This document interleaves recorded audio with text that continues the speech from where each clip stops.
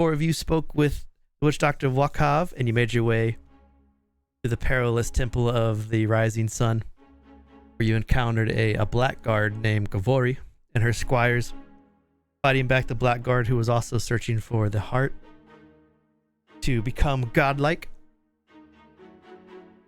After defeating her, you found that there's a strange portal that was trying to kick on, that you were able to keep from activating while everyone was taking long rests. And then you made your way deeper into the Temple of the Rising Sun, where you saw and defeated the Eye of Salox.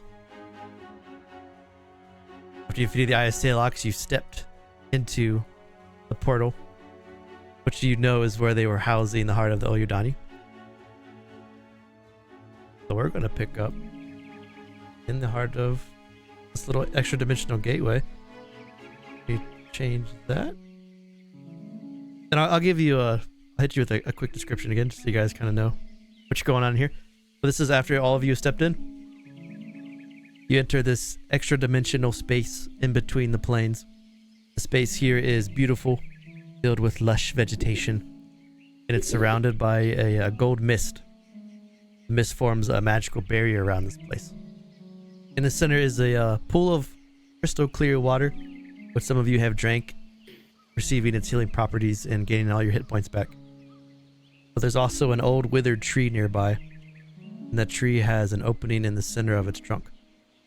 And as you guys were walking in, Saipha walked over to where this tree is, and she saw a scarred heart of the Oyudani inside this tree.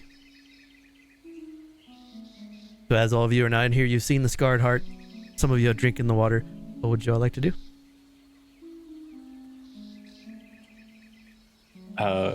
Would drinking the water give you essentially the equivalency of a long rest, or is it just that we get healed to full hit points? You get a long rest. Like a full long rest.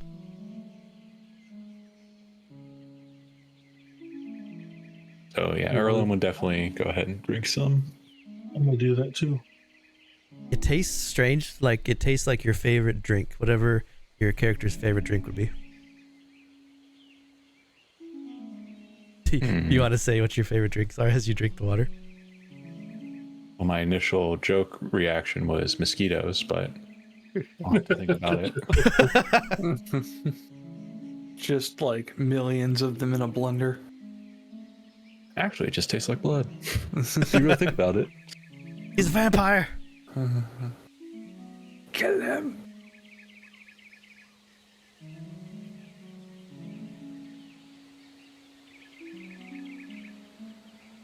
I guess we would just go ahead. No, you go ahead. I was just gonna ramble, so it's gonna give me more time to think. Okay, I was gonna go and take the heart and like pocket it in my satchel for the time being. Okay. When you pick up the heart, it's very heavy, and you could feel almost like a sense of sadness as you hold the heart, as the heart's on your person. Like, you feel like a bit depressed from it.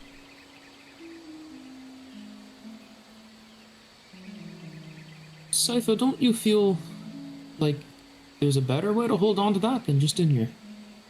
It makes really powerful things. That seems it deserves more than just a satchel. And what would you propose? Well, not sure about that, but if you're the smart one, you might have something more interesting than that. More safe, perhaps? That's the safest place it possibly could be, is with us. But why does it say it was you? Saipha spoke like a DM and said the heart is in your inventory now. So if you ever want to trade it between people or however you want to carry it.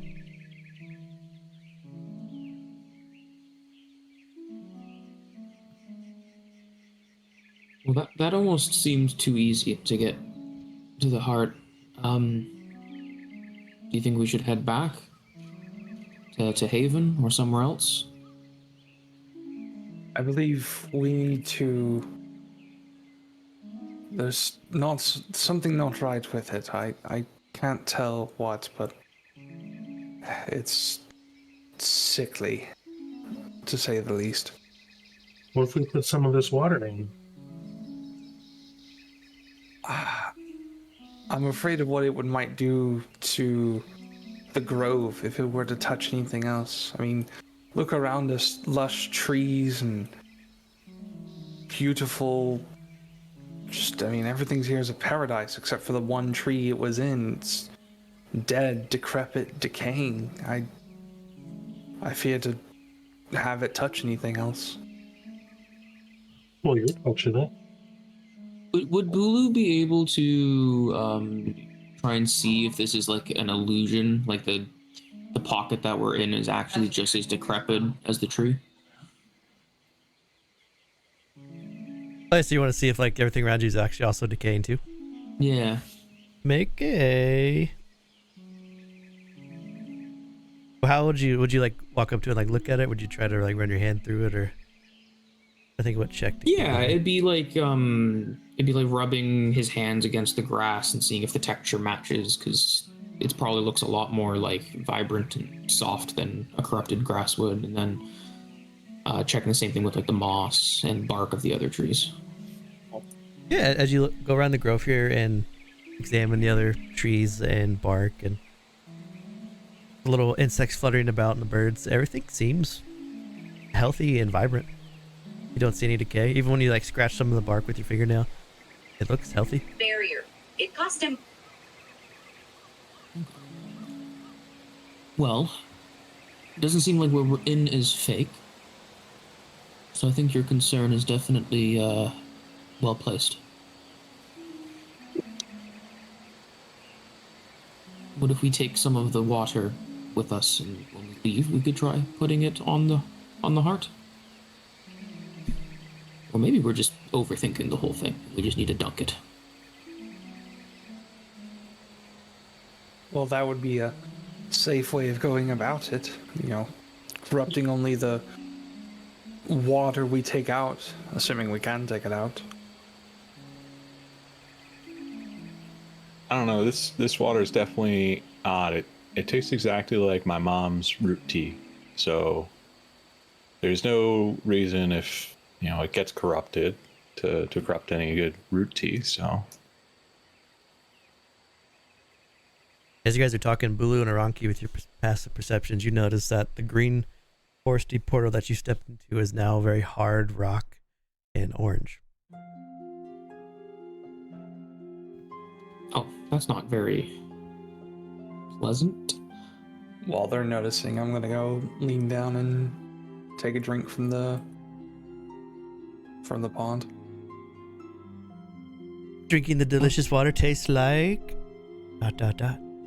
A very kind of bitter, but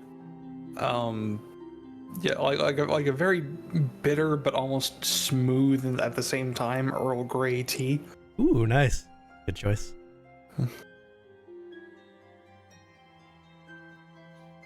Hey, Saipha, you should catch this, and we'll take a look at the portal.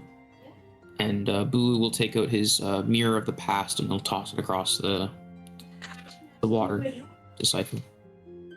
I'll go and grab it and try to take a look at what the tree, like hopefully try to find where the tree like when the heart began to corrupt. Okay. As you pull out the mirror of the past, you look into the mirror. It's very strange. The mirror, as you look into it, it just looks like a mirror. It doesn't give you any kind of reflection or anything. It's almost like the mirror is dormant.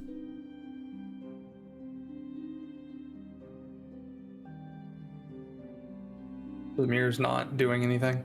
Nope.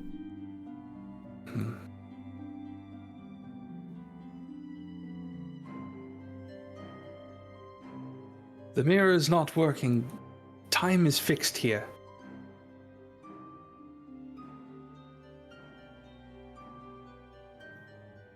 course. Well, maybe we should try try the mirror on the other side of the portal when we get back. See if maybe something went in and that's what corrupted this tree. Possibly. You would also notice now that seeing that the mirror isn't working, like Oranki holding your moon circle, it doesn't feel as vibrant as you're used to. Bulu's cloak doesn't feel as hardened as you would like. Even the buckler on Erlem's shoulder feels kind of dull, like decorated. Like magic in here is just like non-existent. I wonder what will happen when we take the heart out then. If our items aren't really able to connect with the tether, the bond, how powerful is this heart? Are you thinking everything will be fixed when we leave? That might be possible. If our stuff has no magic, then maybe the heart just needs to be freed to fix itself. I fear Erlem is suggesting quite the opposite, that if this thing is sickly with some kind of corruption, what seems like, then I fear how active it may be when we leave. Possible. What it might do to us.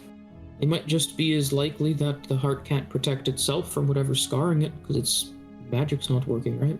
Its connection to the bond in Almadoon is snuffed, or strangled. We could be standing in a prison and not actually a grove, for all we know. But it also means that if we leave it here, those other people might come back and take it. Yes. As a player, I guess someone's just gonna have to eat it. You know, Who wants to be the raid boss? all right, bet. No. But I mean, worst case scenario, it could get worse. Ideally, it heals itself.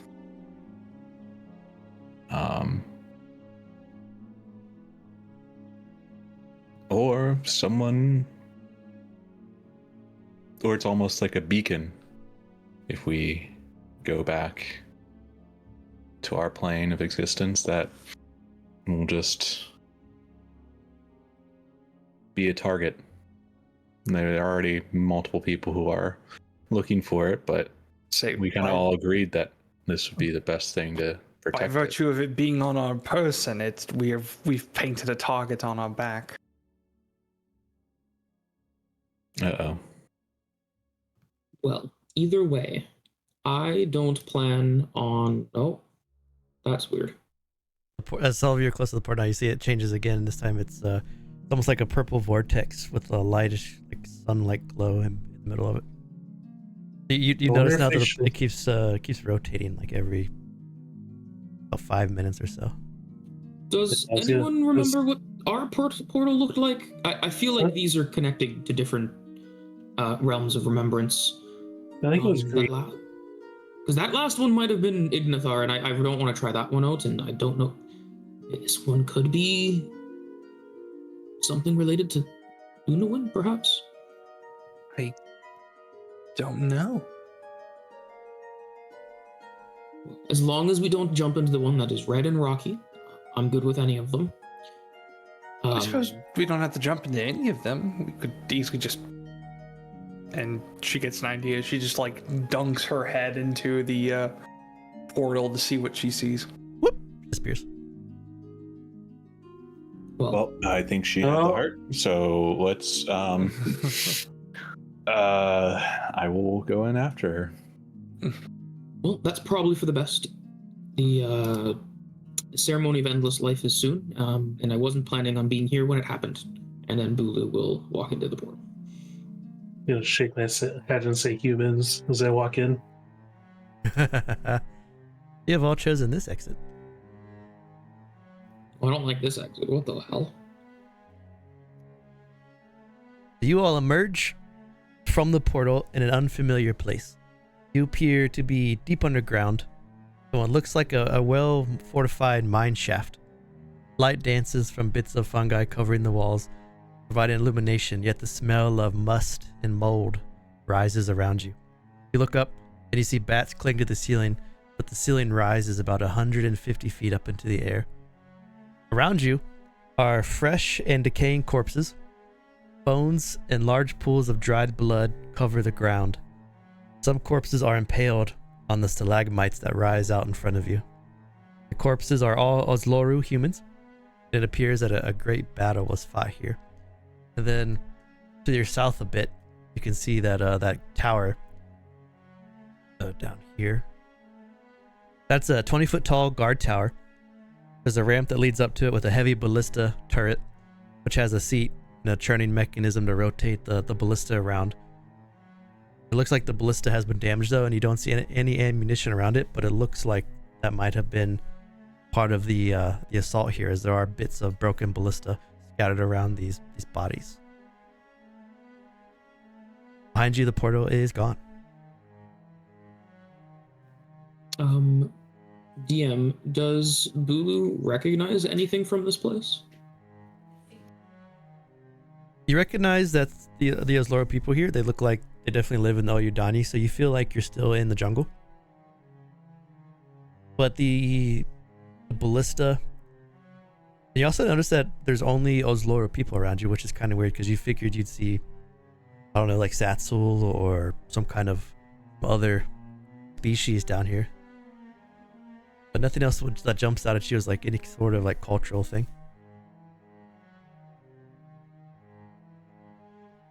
Okay, thank you.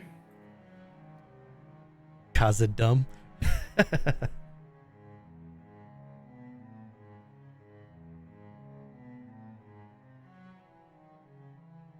want to go and inspect this body real quick and see. I was gonna say the yeah, same how thing. fresh At is this, it?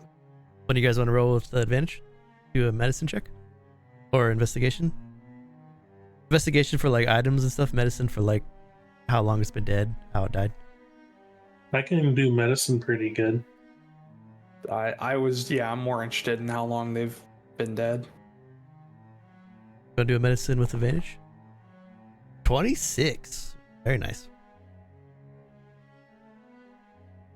So as you look over the body of some of those lower here, you notice strangely that they seem to be in different states of decay. Some of them have died within the last few weeks. Some of them have been dead for maybe a couple months. But what's strange is as you go through it, even though there's blood pools on the ground, you notice that all of the bodies in here are basically drained of blood.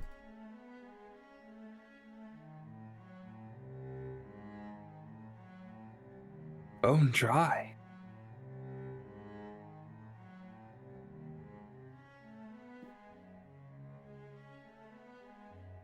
Coming to the corner too, you see there's a pretty large building here to the east. Then it looks like there's a corridor that goes down it, and you can maybe make out a little bit of mining tracks here. I believe you can see all the way south to a very large set of stone doors that are closed. The doors Okay. look really thick. And those are, yep, down there. Yep.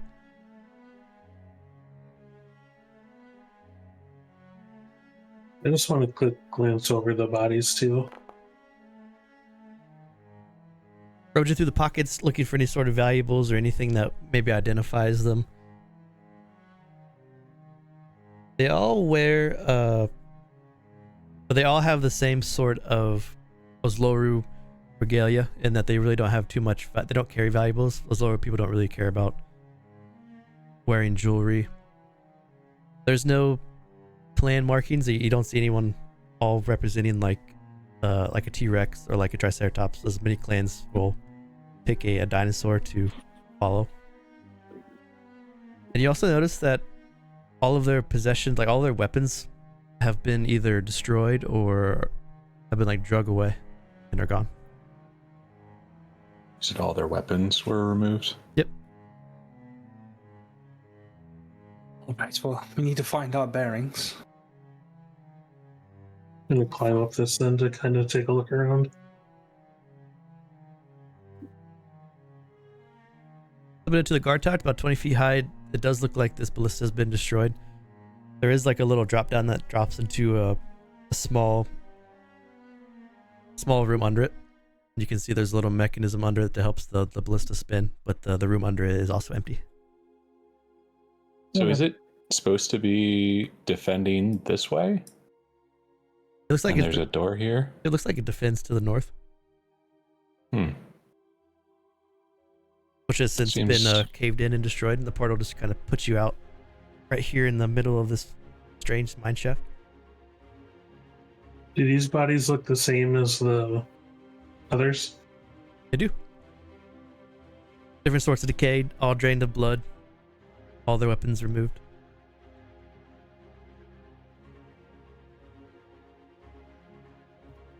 The doors of this building, what are they like?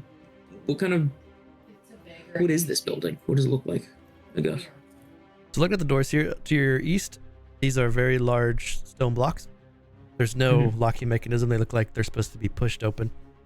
To your west, the doors are pretty thick stone. Give me a history check.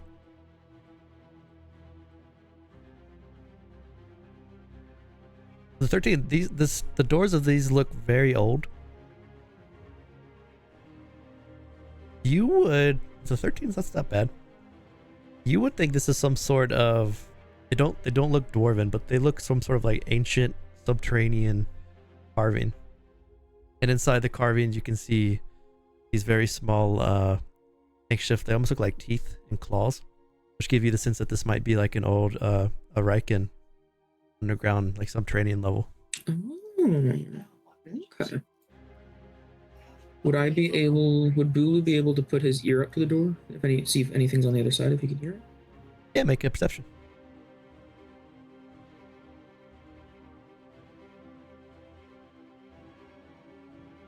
Right, let's see.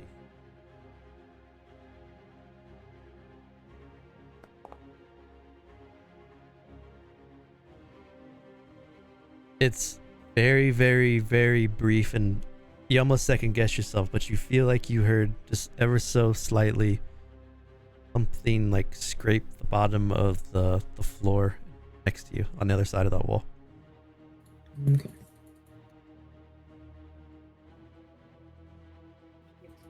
Bulu's gonna like wave his hands frantically to get Erlem and Saipha's attention. He's gonna like point behind them. He's gonna whisper and hope that you can pick him up from the distance. There's something on the other side of this door. We should probably check that out. Oranki, Bulu found something. And she's gonna start heading that way. Oranki, open the door, and you look inside.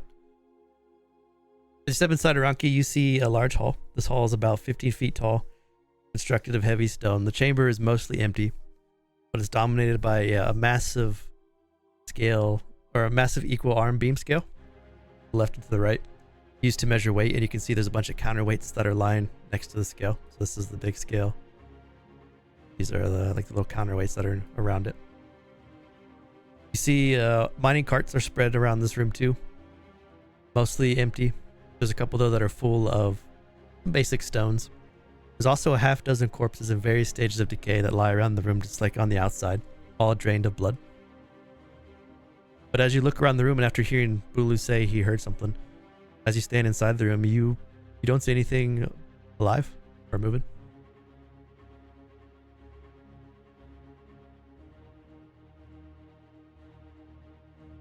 Oh, false alarm, everyone. It was just Oranki. I didn't know he came in here already.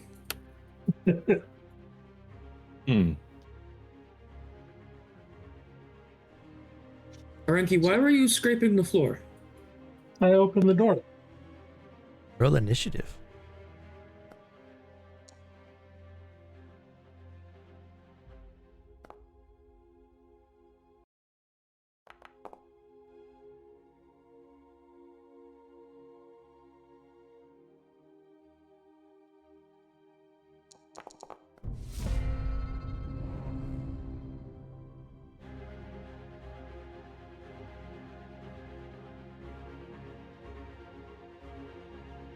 2 vampire spawn are going to materialize from their invisibility.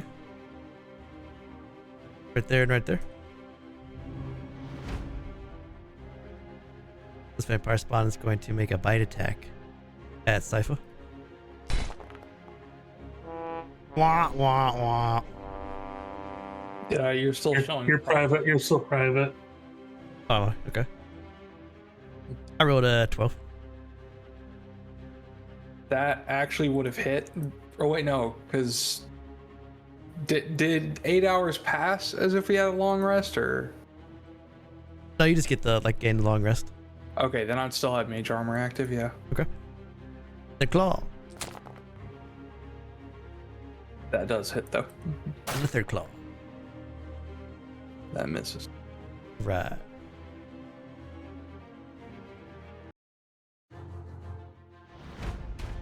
These are coming at Bulu. The bite. That does not hit, thankfully. Claw. Claw.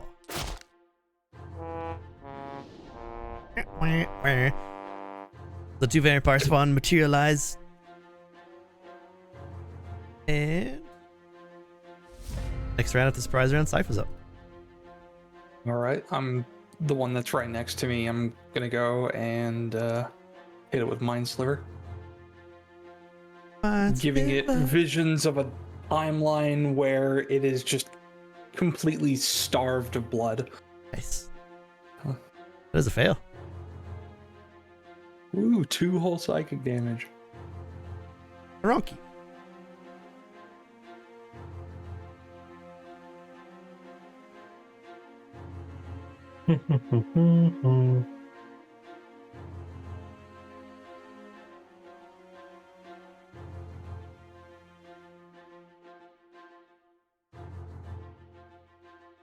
It's too far away, so I'll just do it. Would this big thing be impeding my vision down to this one? Oh, you're okay. You can shoot through the shoot I've written under it. Okay.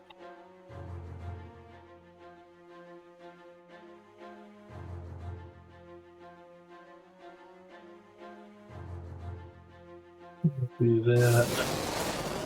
Scorching ray. That's it. On the first one.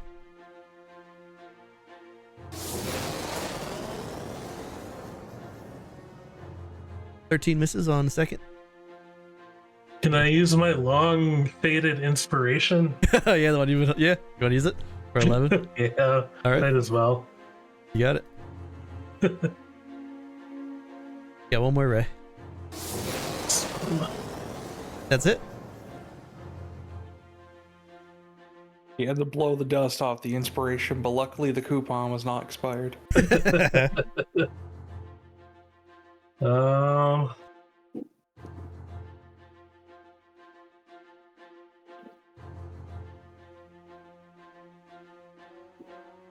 That's an action, so I can't do nothing there, so that is my turn. Erlem. I'll come down here. Target this spawn. Hit. All right. Second one, miss. Okay. Go ahead. It's my turn. Alright, so she has been mind slivered.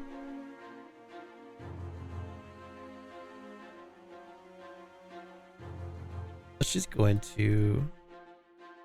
bite at Saipha.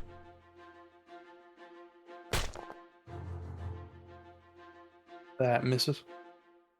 Then make 2 claw attacks at Erlem.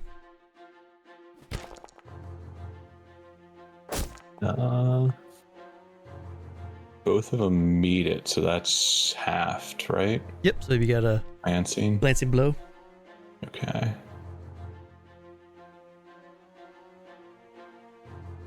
And you also notice that the vampire spawn, its wounds from the scorching ray, the burn marks, start to slowly heal themselves. She regenerates a bit from the damage.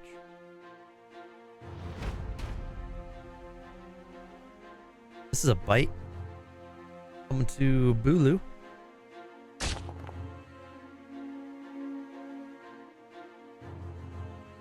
That will be hitting me. I can't stop that. That's just too high.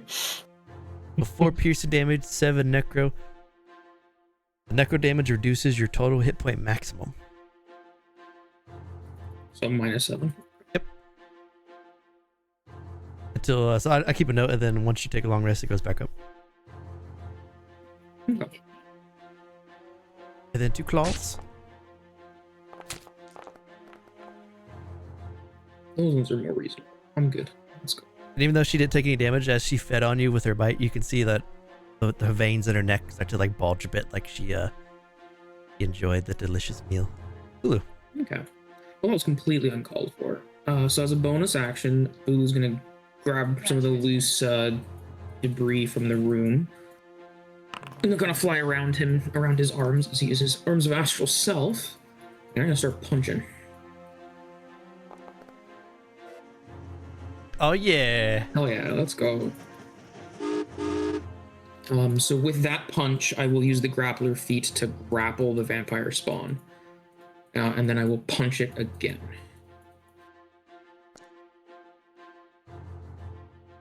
That's it. And then I'm just gonna like rotate to the other side, so it's not between them and the rest of the party. Got it. Before you go, you hear some skittering about as another vampire spawn is rushing along the corridor to come join the party. Life is up. Boy. All right. Seeing that, hearing that things are about to get a little wild, I'm gonna go and like really lay the hammer on this one and like pull out, using the same kind of magic as Mind Sliver, a full-on whip, and just get that vampire spawn. It's fail. So 11 psychic damage, and it can't take a reaction until the end of its turn. With that in mind, Oranki buddy. My brain.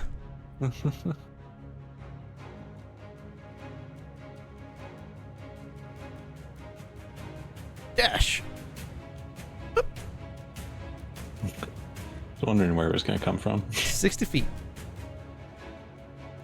That's her turn. Rocky.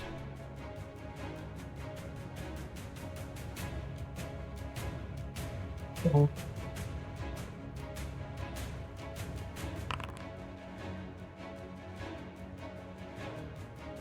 What you want? wolf. You said it What you like want? you said it so ashamed. Wolves. Wolves again. Well, it had to come and spawn by me.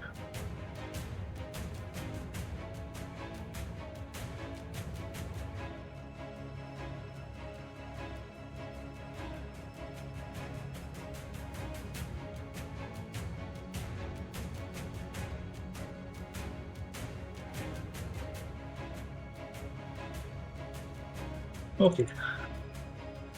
7 attacks on.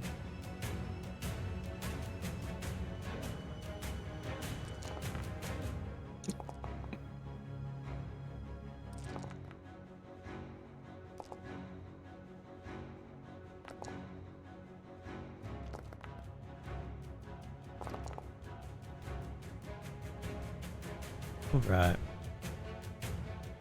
So yeah, the second one, third, fourth, the fifth.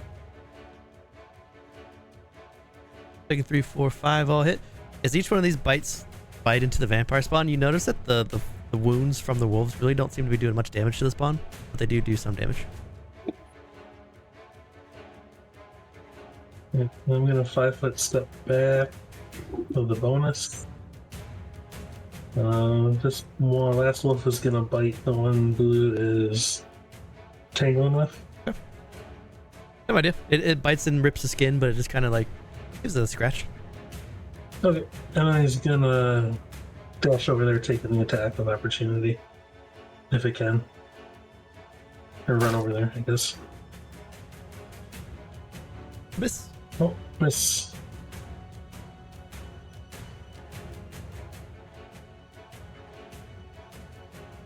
That is my turn then. Oops. Erlem. All right. Just as heads up, I couldn't remember what I had gotten for the frostbitten buckler, like how many charges I use, because it's recharges in them each morning. So I just put it down to 1 left because I'm pretty sure I used 2. Oh, that works. That's fine. Okay, and then 2 cutlass attacks. Yeah, that's it. And a hit. All right, You stack some bleed. that's what I can do. Pretty good at damage. So she takes 3 from the bleed, and then you notice that she heals a bit too. She heals from her own blood. Nobody makes me bleed, bleed my mate. own blood. Wait! Well, I don't hit. 7 pierce, 5 necro. The necro reduces your total overall. And the bite from the necro also, you see her wounds heal a bit too as she feasts on you with some necrotic damage. 2 claws.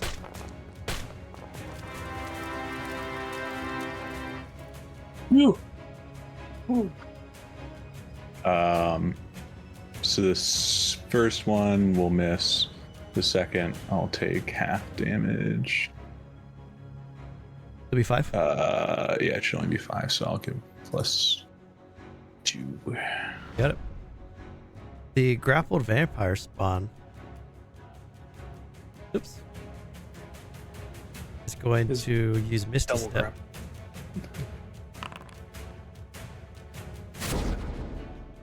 Bing! It's gonna bite the delicious Oranki. Chompers. Yep. It'll be 9 pierce, 5 Those- necro. Then con save.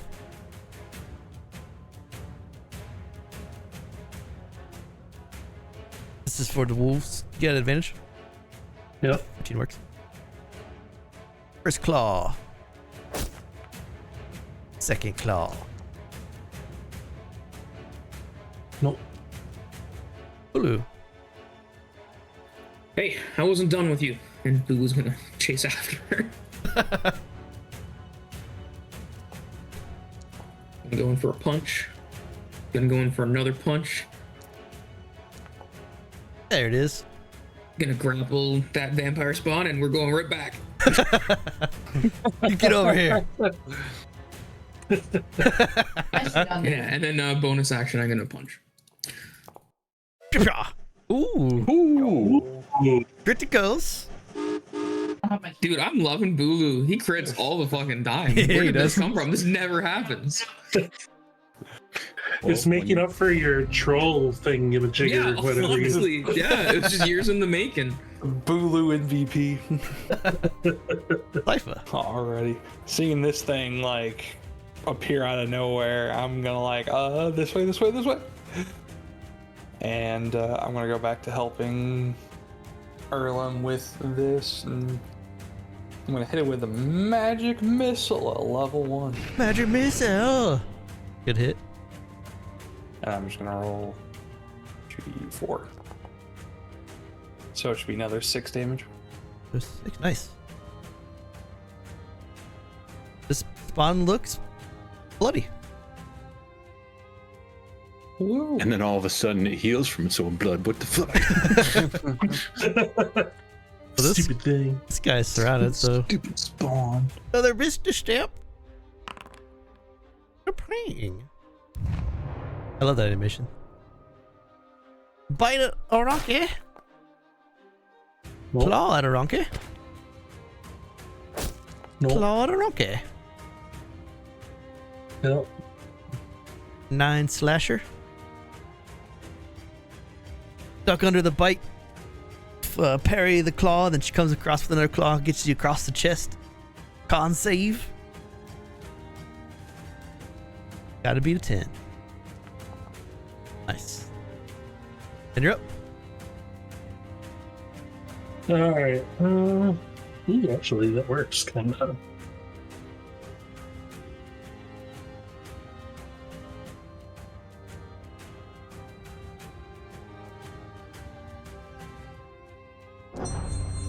Wah. So we're gonna summon that right there. So both vampire spawns have to make the dex save. This is the south and the west. Alright, they both make it. I am going to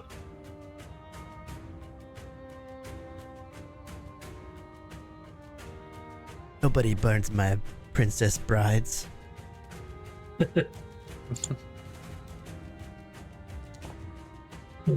that to myself. Nice big heal.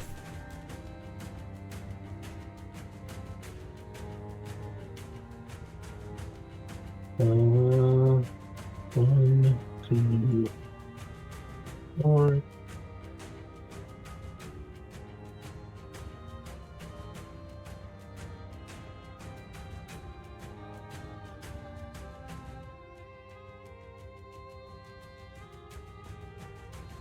Alright, so these first four are the one that are next to me.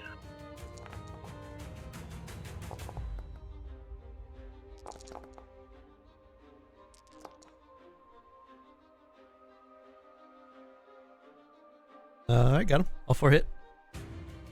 And did The next half four. damage. Next four are at the one that Bulu is holding on to. Ooh, nice damage rolls. Ooh. Did it actually roll? Because I'm not seeing it.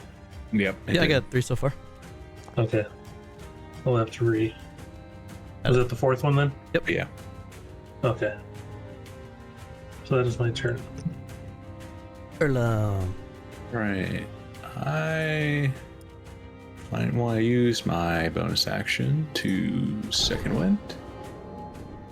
Get 11 points of healing.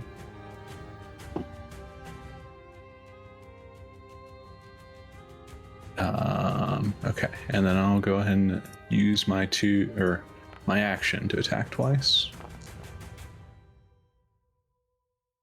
First one's Because you are a proud level 5 fighter that can attack twice. I can attack twice. I can, Papa. first one's a glancing. Second one hits 2. Oh, And some bleed. 5 stacker.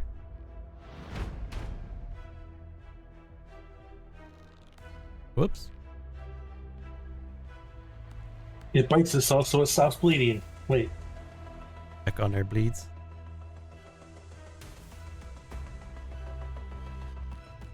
Four. 5. This is a bite. At you, Erlem. Oh! Yeesh. I'll go ahead and use that. Hold damage. Wait, no, 3. hold on. Stop. Okay.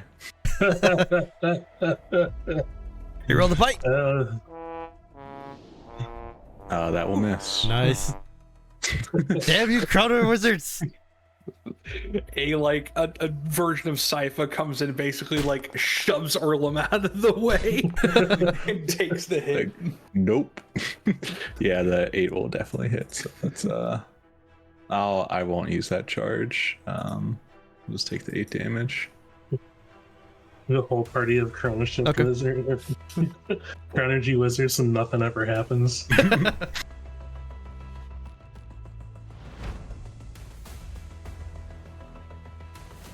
Well,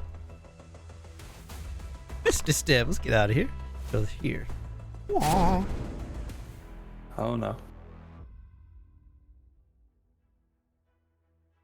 Here comes a bite.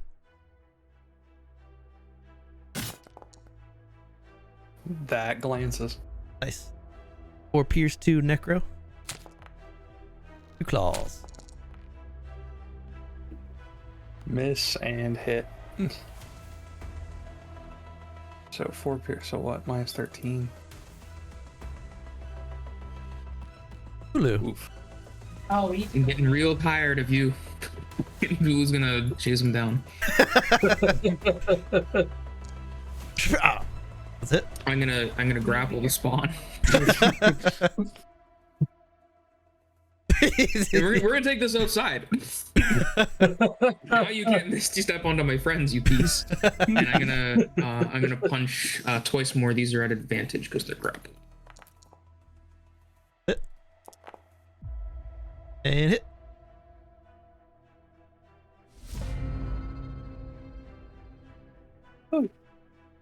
Alrighty. Yeah, this bottom one, I'm just gonna like keep giving it bad juju. Visions of a dry desert, no blood in sight. Wah, wah. 6 psychic damage. Bond's gonna reach over to Oranki and bite. That was a glancing. Before Pierce 6 Necro. Heal for a little bit from the bite. They give me a con. Got it. Ooh. Here comes a claw. Ooh. Oops. Where's that one misses. Nice. The Ronki's looking a little rough. Oh no! Ronki's up.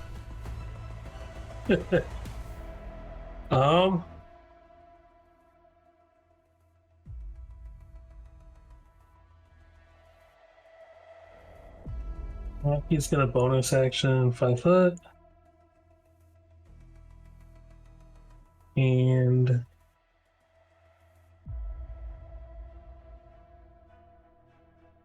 he is gonna touch himself. And I'm not in the room for that. Heal a nut. Did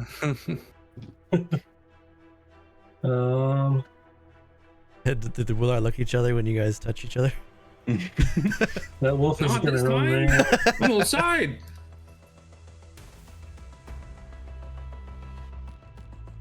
Feels a little left out.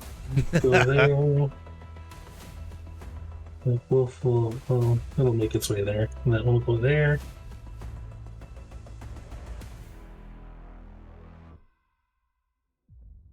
So 5 at the top one.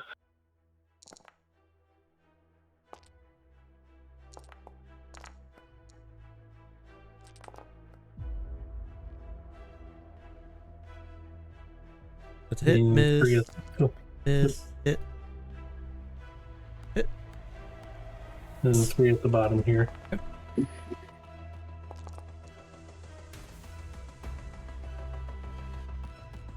Ooh, a crit, nice.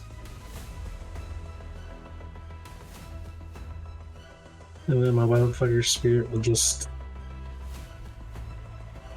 take the whatever dodge at, or whatever, since I can't tell it what to do. The one in front of you, Erlem, now is looking pretty beat. Still alive, but barely hanging on. Fine. All right.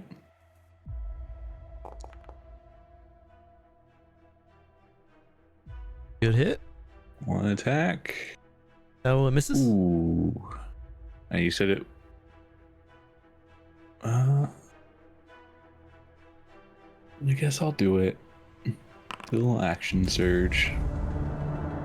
Ooh, I like that little soundbite.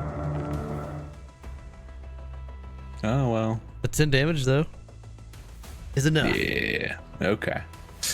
I'll go out to the fight outside. You know, hang out. He was like, got her a chokehold. He's like, hey, how you doing? Just trying to give you a little bit more advantage. +2 to your attacks. He's gonna hiss at you. Don't know what that means, but thank you. You're welcome. What? What? Who saw that coming? Came out of nowhere. Whoa. It's like cartoonishly bash Erlem and Bulu's heads together.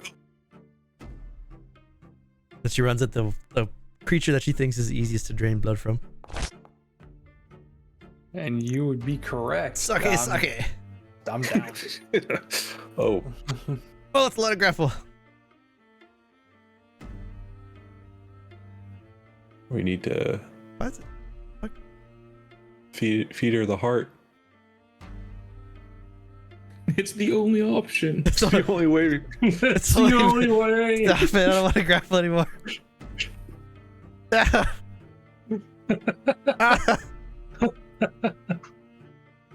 What is this You bug? can do it. There we go. I think I fixed it. That was weird. So, let me make sure I get this correct. Because Saipha was fed on by a vampire spawn and then fell unconscious. The vampire now. Oh no. We didn't even invite them into this room, so how could they even be here? That's a good point. There was Yeah, a that one just came through a door. Got it. there was a welcome mat. We were just talking about that the other day. Yeah.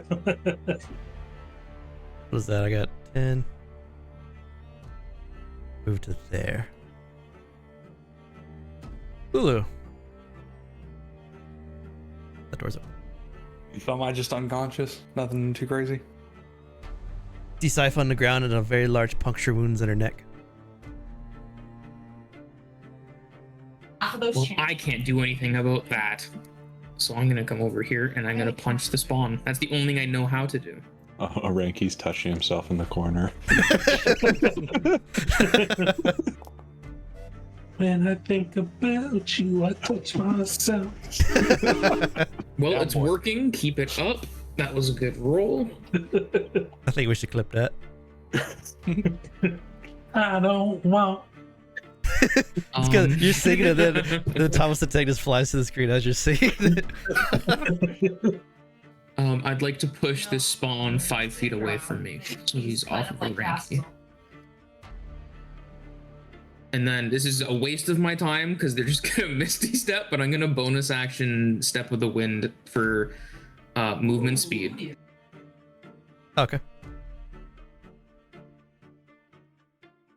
He is not grappling. What if like the Yeah, well, ability Go just here. like allowed you to go really, I mean, you're going fast, so you're able to like sprint, but you just like sprint and just like how quickly you're moving, you just shove them into a wall and just do a crap load of damage. I made a subquest that does that. Yeah. Yeah, Kraken spawn. You use a tentacle arm and you throw them against the wall. Mm. Hey. Nice!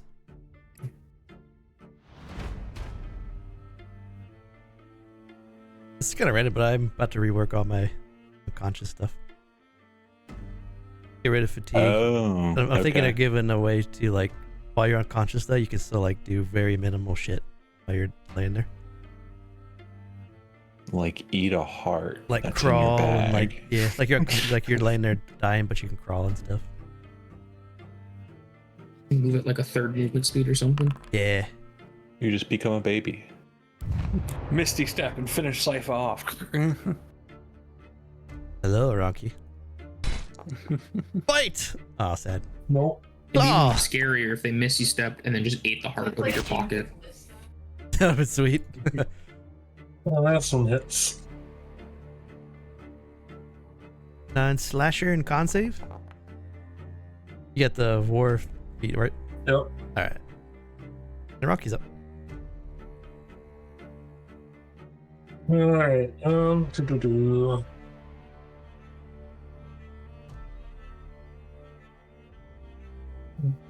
Three.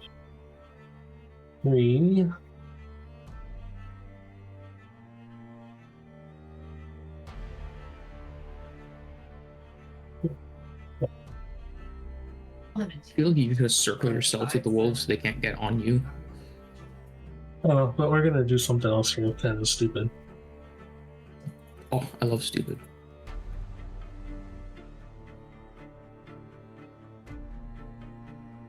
This one's just gonna go over and lick Saipha. Like, get up! Alright, so 3 at the top spawn. Hit. And hit. Ooh, nice damage rolls. 4 at the bottom. Even with the piercing resistance.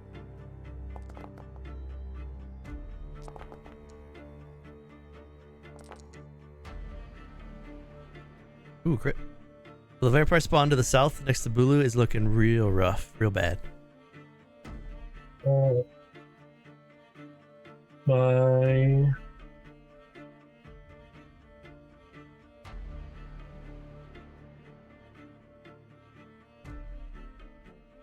Yep, I am going to do where is it? There it is.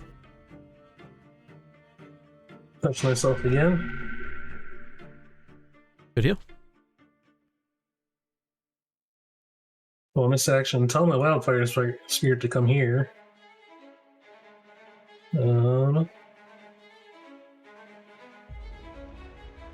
Yeah, fiery teleport. Myself, Bulu, and the 2 wolves.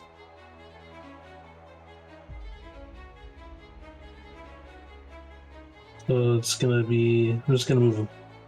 Just fiery teleport, like.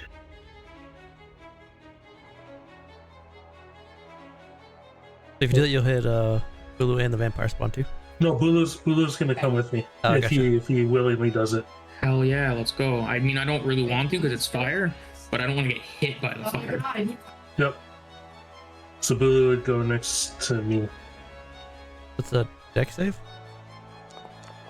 Yep. 16. Nice.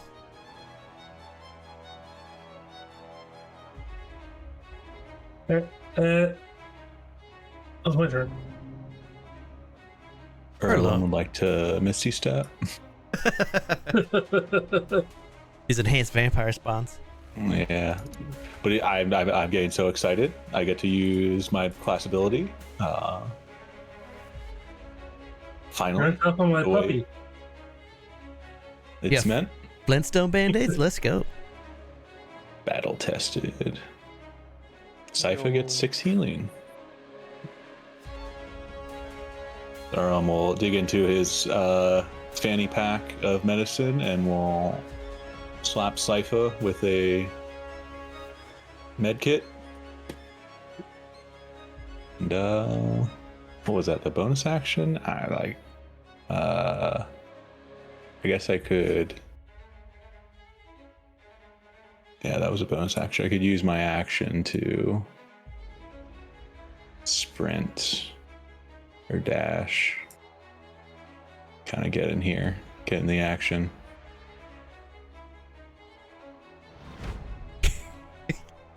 I feel so bad doing this, but it's what they would Misty do. Nice, This Saipha. thing just will not stop teleporting. No. It's gonna bite the downside. Dude, I just got the Flintstone gummies, man. Hi, Saipha. But she Yeah. heals, right? We'll see. You see you on the other. I get to do it again. I get to bring you back again. And I'm back down. So much value out of Erlem this match. I mean, Let's at go. this point, like, how much necrotic damage have I taken? I may very well have just insta-died there. Oh, yeah, the T-girls for now don't do instant death. Okay. Are Oh, you no. talking about like the max damage, like lowering your max hit points? Yeah. Oh, Yeah. yeah, that's a maybe. That's a maybe. That's terrifying. It's just, Did that's a 8 to maybe that dog. wolf. Yeah, because you have pretty low hit points, don't you? Yeah, I'm like... I mean, There's that at was... least 18 from the last 2 attacks, because this was 8 and the last was 10. And I Wait, took so you- another... So I'm at like 20... I'm at fucking 7 hit points. You have 7 hit points give or total. take. That was I'm 8 back to damage on that level one? up, baby! Okay. Yeah, just that one claw. So if Saipha, Yep. so if Saipha takes another bite and dies, like loses all hit points from the bite, you're dead and you're going to raise as a vampire spawn.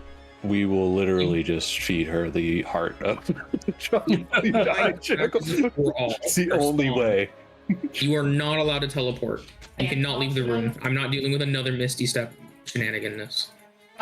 So you're at 7, you think? 7 necrotic? Person hit 7-ish, points. I think. Okay, let's put you at 7, just for the sake of it, in case it happens.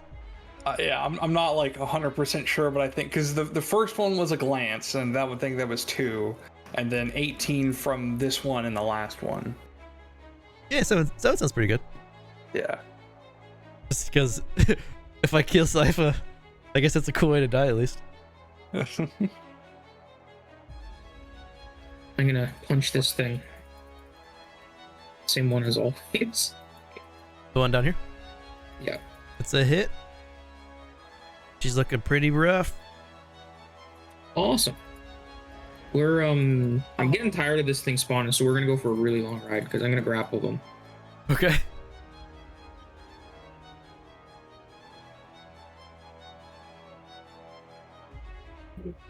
I'm gonna go here, and then as a bonus action, I'm gonna step with the wind for a dash.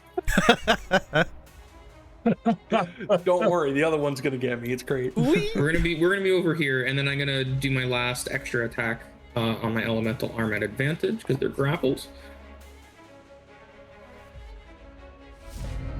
Does the advantage come from your monk thing? No, when the grapple feat gives me advantage on attack rolls against a creature grappled. Oh, gotcha. Okay. Just so anyone who doesn't know, these are Erenel stuff, and they're really cool. The Erenel feats are awesome. I love them.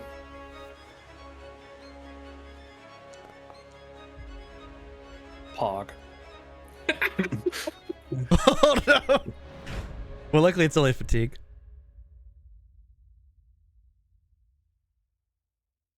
Fatigue.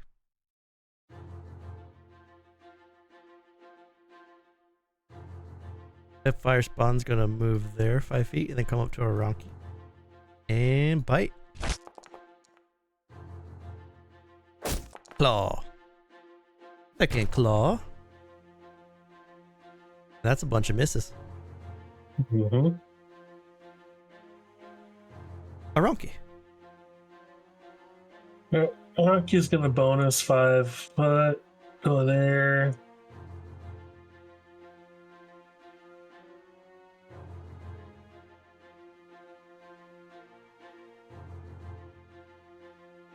Wait. That was there, never mind. Go there. Go there. Go there. Go there. Go there. Go there. Alright, all 8.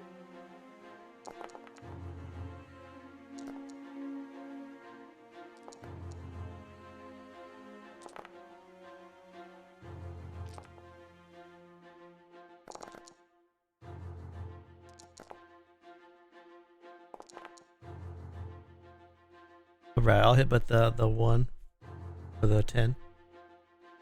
She's looking rough but still alive.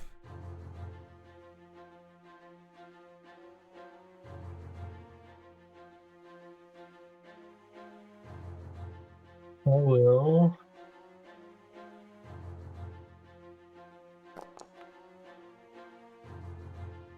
Hit. 7 bites and a flame.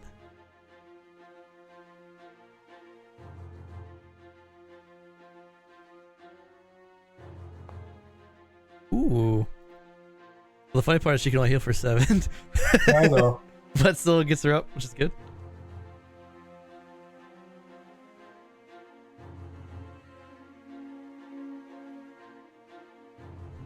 Erlem.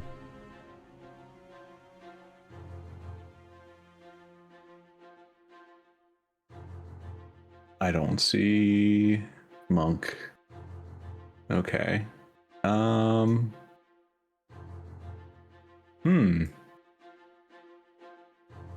I don't really have much to do.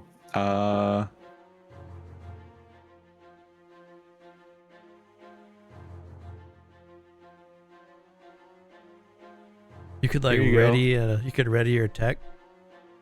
Bonus That action won't do anything for me. to Oranki. I will ready an attack if anyone gets in combat range. Well, actually, you know what? I'm gonna stand right next to you guys, and if someone comes in combat range, I will attack them. Bruce, are you keeping track of my necrotic too? No. I know for mine it's only been 5 damage, so Yeah, mine's only a 7. I took a big one, I know, I just don't.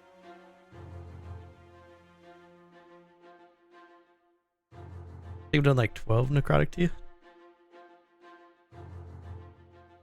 Alright, so that would drop me down to 26, I guess, then, for max. Hey, don't worry. It's only really a problem with me. It's a heal. Vampire Spawn starts to heal a bit in front of you while you're grappling her. And she's going to bite you, Bulu. And then claw. And then another claw. Okay. For that second claw, I'm gonna use 3 key points to bring my AC up to 24. Using my reaction.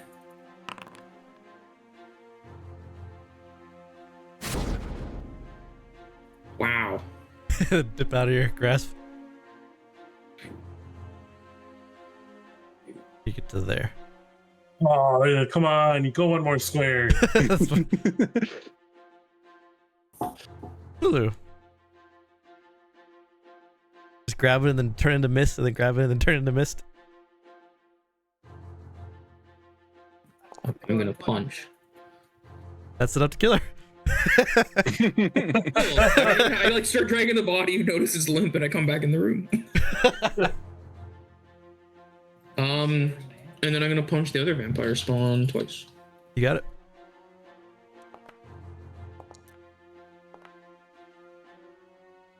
The 12's a miss. The second one hits though.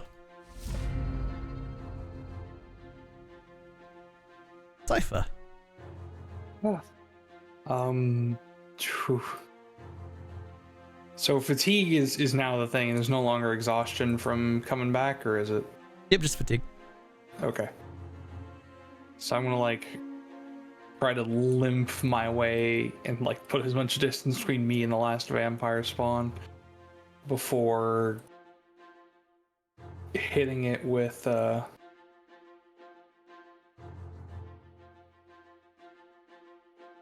right, yeah, I was prone, so I want to be able to go here. I'm gonna hit it with magic missile at 2nd level. There's a chance she could die here. Ooh, It's enough. Ooh. How do you want to kill the last vampire? I have not come this far to die now. And like just with all of her might, she just throws out a Hail Mary magic missile and just domes her with all 4 shots. Nice. The magic missile hits the vampire spawn. She falls over, and that was the combat. Now you're back to this very strange, dark, underground cavern.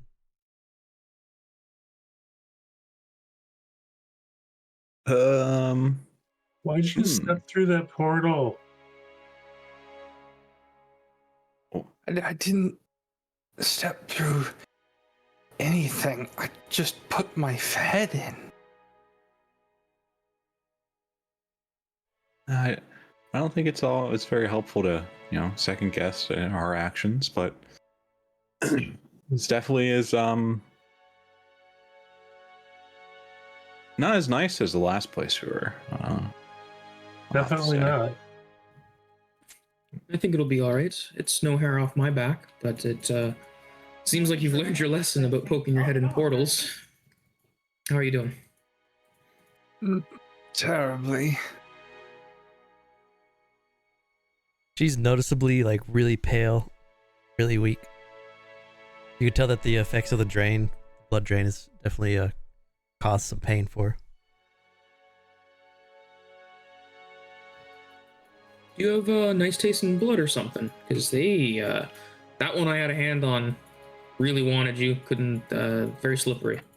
They were like mosquitoes. They must have been really drawn to Saipha.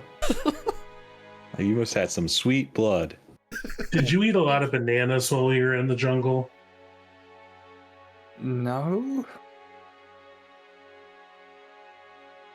Because mosquitoes like people that eat bananas.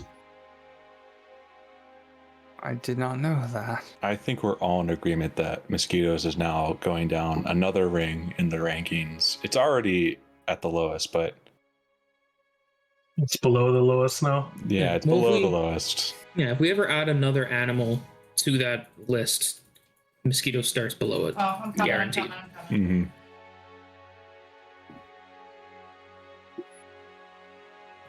I will say it is quite weird that we're in like a Riken like ancient building and there's those things in it. That doesn't seem like they connect. Well, it makes sense why everything was drained of blood now. Yeah. It must have been a bloodbath. Bloodless bath. Just a bath. It was a bath out there. Yeah.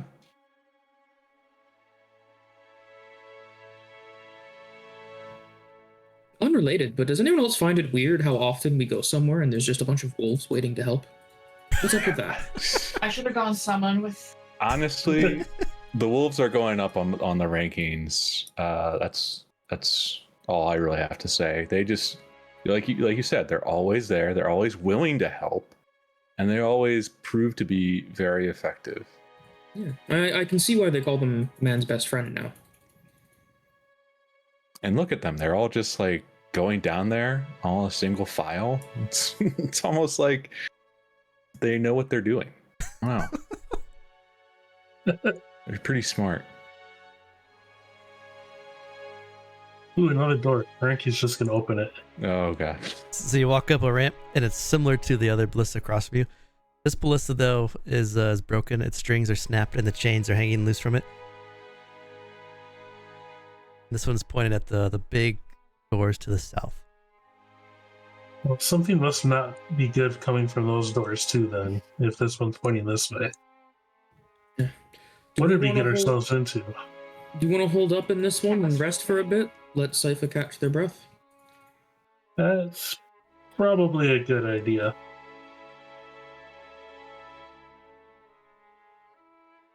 I have a hunch that's those humans were the ones that were guarding this place and they lost. So there's probably more of those other things, what those creatures were.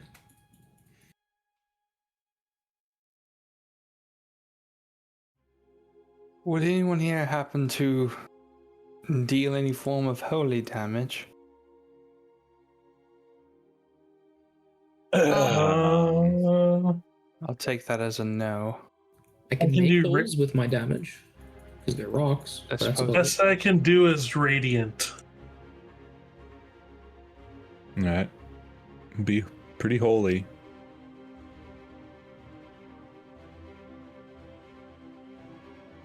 I just know if we deal with any more vampires, then that would come in handy. I suppose it's between the wolves or the light. One of the two. I mean, the wolves show up every once in a while. Like maybe they'll just show up again. I think the light would be pretty helpful right now. Erlem says that without putting the connection of what you were actually asking.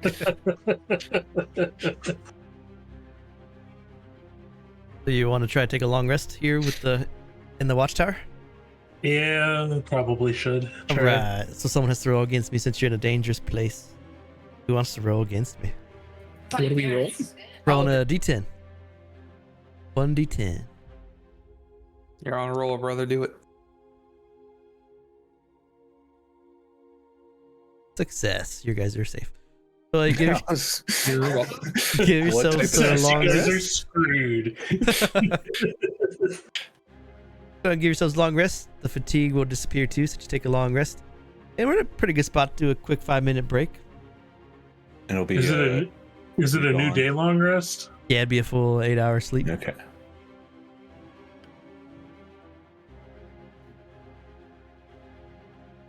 Wait. For these long rests, it's the roll off instead of doing watches, some other stuff. But if you guys want to do, if you guys want to have chats amongst yourselves or character chats, definitely feel free to let me know. I just go through the D10 thing for random encounters. Yeah. You can take my wildfire spirit off then, since it's a long rest. Okay. And don't you worry about RP. Saipha clocked the fuck out the second the long rest started. I need to sleep.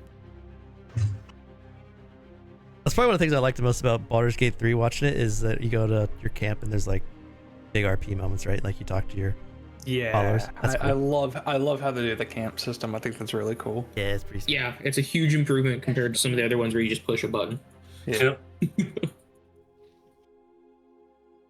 All right, so we'll do a quick 5-minute break and then we'll come back and you guys will keep going through this strange place, which you picked randomly, by the way. This was a random pick. Oh. We'll be right back. Yes, we picked randomly. Randomly pick the one most likely to kill us.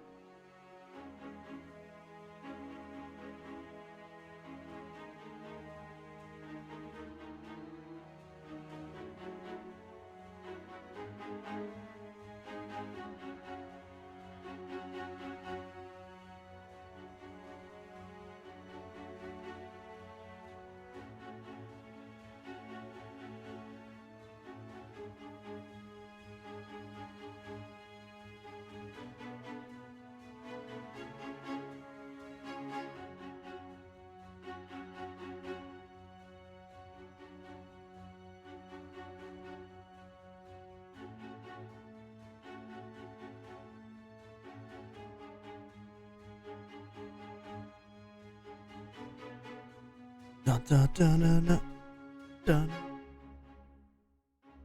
Dun, dun, dun. Batman.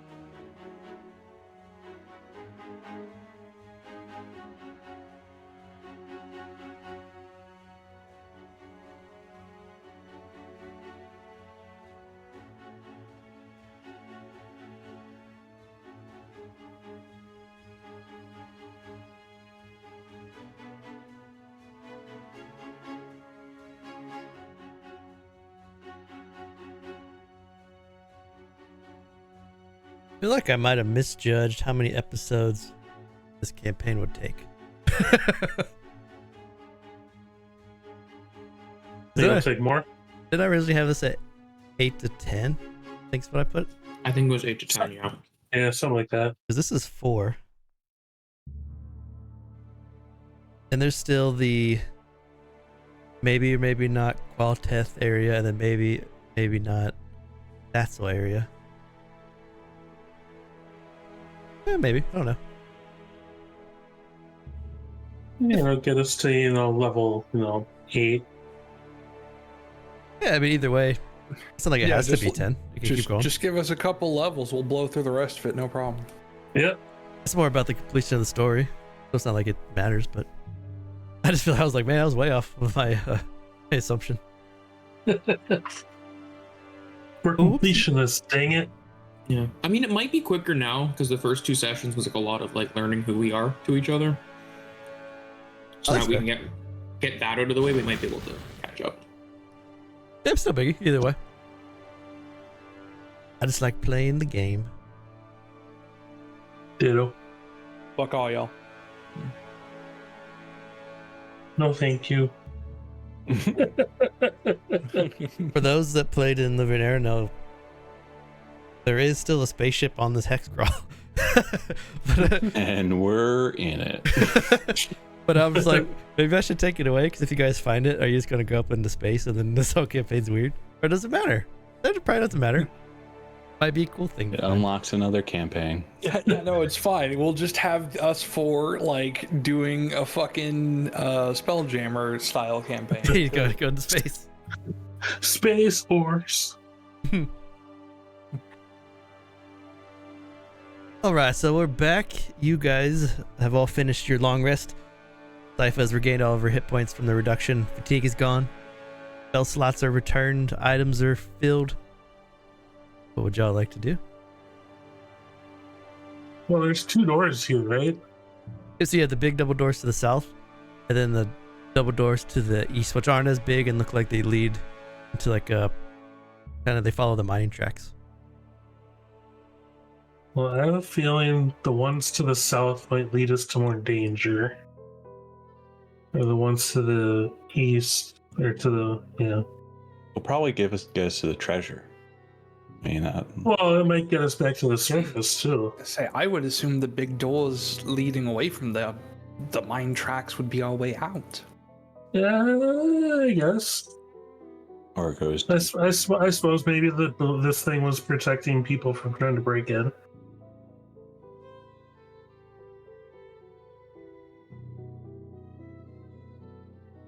I suppose it's that or a very aggressive anti-union defense. Oh. Well, you know how much I like doors. As you approach, these doors are massive. They go up almost the size of the entire cavern here, so they go about 100 feet tall. And inside the doors here, there's no like locking mechanisms. There's no handle, but there is a small engraving similar to the ones that you had to place the image into the door to open it. There's an engraving in this one that's shaped like a fang. Like it's an indent that's missing. Like a vampire thing? We have to go rip the fangs out of the vampire and stick it in? It kind of, it's like just two big canines. It could be a vampire fang, could be a T-Rex fang, could be a wolf fang. But it looks like it has a key mechanism to it. I'm gonna go to find the vampires and rip their fangs out and stick it in. I think it's a push, not a pull. Oranki and Erlem will stand up, like trying to open both doors at the same time by like pressing it. They're so big, it's so heavy. You just push and your feet start to slide away from the door. Ugh. Oh, hey, I can help with that. And Bulu's gonna get down prone and he's gonna hold his two hands on Erlem's ankles to try and keep them from moving while he pushes. Okay, yeah, this is definitely different. Let's try it. Let's try it again, and we'll attempt another push. You push with all your might. Just so heavy. Straining, just feeling the muscles tear. You got good ankles. They're burning right now. Oh my gosh. You would notice too that the size of the fangs is much bigger than the size of a fang inside one of the spawns. Okay. Gentlemen, I don't want to be a spoil sport, but you're not really budging the door. Yeah, the vampire teeth are too little to fit in that spot. It'll fill it. So we need to find. I presume, well, obviously a key, but I presume something like a skull. Well, skulls are it's- usually found underground. Maybe it's like the sapsol's like first tooth, or the first sapsol is like in here, and that's how you get out. Like Bedoma's fang? Like a Bedoma tooth? Yeah, that's what I was thinking. Bulu will fall.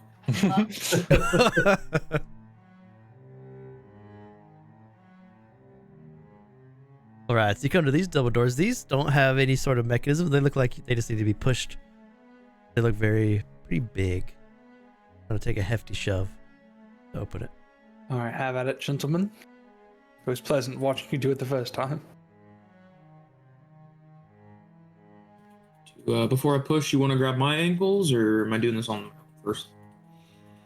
Yeah, I'll ankle spot you. Yeah, thanks. And Bulu will give it a push. So that's athletics with advantage.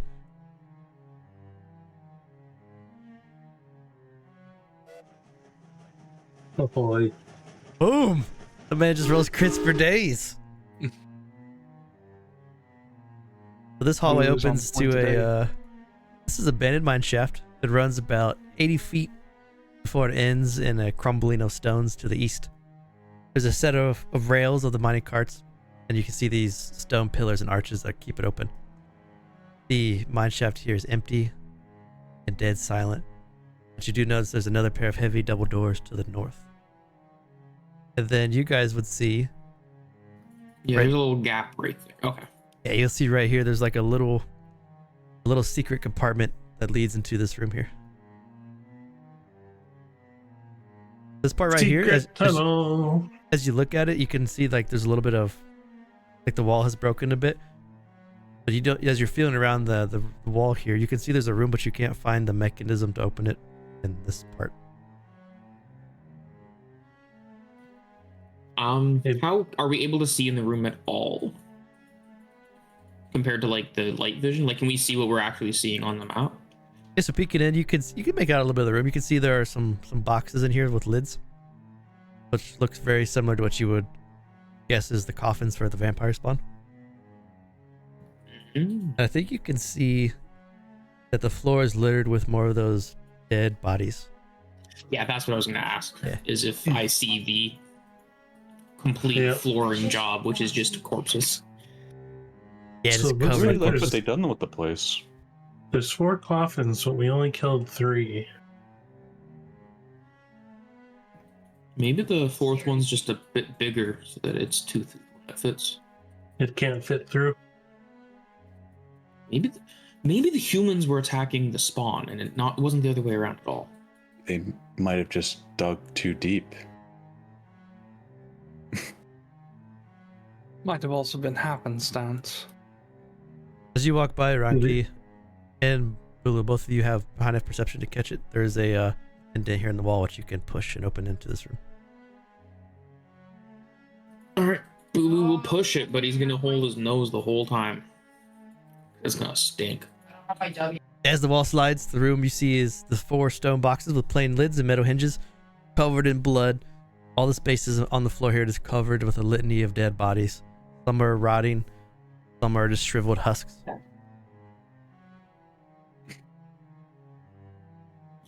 You should open up the boxes. I'm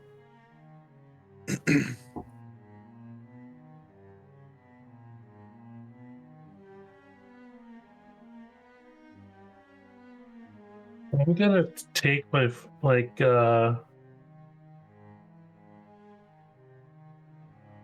torch handle and sharpen it with my moonsicle. Okay, make it a stake. And start opening the start like there and start opening them.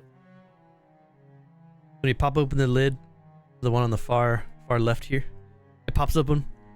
Inside is an empty coffin, but you do see 150 gold lies on the bottom. Oh, I'll scoop it up.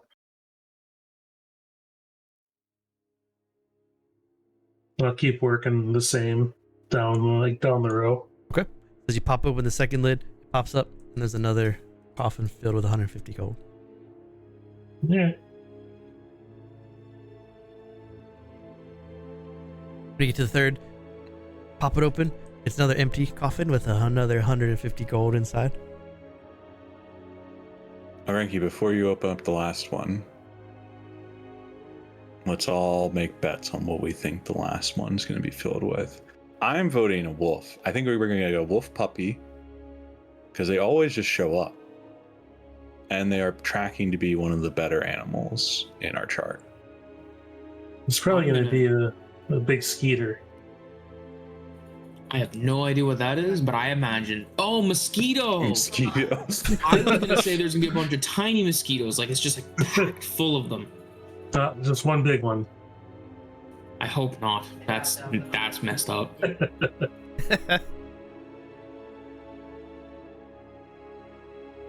Saipha?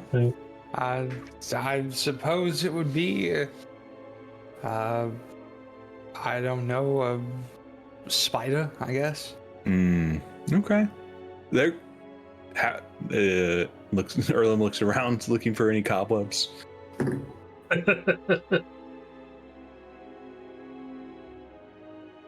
We're gonna risk it. Risk it for the biscuit. You gonna open it? Yep. All right. So you prop open the coffin. You lift it up, and inside is 150 gold. Oh, But- well, that's rather boring. One gem Ooh. and one spider, which leaps and eats a mosquito. No! How was there not a wolf? I think I'm gonna hold on to the gem and then give the This is the rest. the GM. Okay. I'll put the I'll gem. in the give inventory. 150 to everybody else. Oh hell yeah! Thank you. So this is an elemental gem of water / blood. Basically what it is, it's the elemental gem of water elemental where you can conjure an elemental, smash the gem, conjure an elemental with concentration to be on your side, except it comes out looking like blood instead of an elemental. Yeah. Saipha might want that one. If she loses as much blood as she did last time, she might need it. I suppose it'd be more useful on one of you, just in case I fall again. I'll pick you back up. Oh, I have to concentrate enough. I think somebody else might be better with it. I suppose I could hold on to it. Yeah, it would protect you from the fire. That is a great thought. Thank I you give for it to- thinking about it. You just have to trade it to whoever you want to give it to. Oh, you gave it to me? Yeah.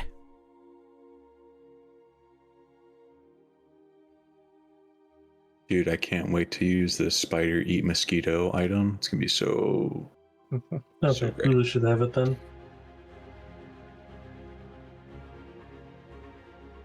Then to your Well- north is another set of those double doors that need to be pushed open, as the way east is caved in. Well, you two opened the door so easily last time. Yeah, I'm gonna stand back and let them ankle spot. You want me to do You it? took my. ankle spot. I'm already locked in.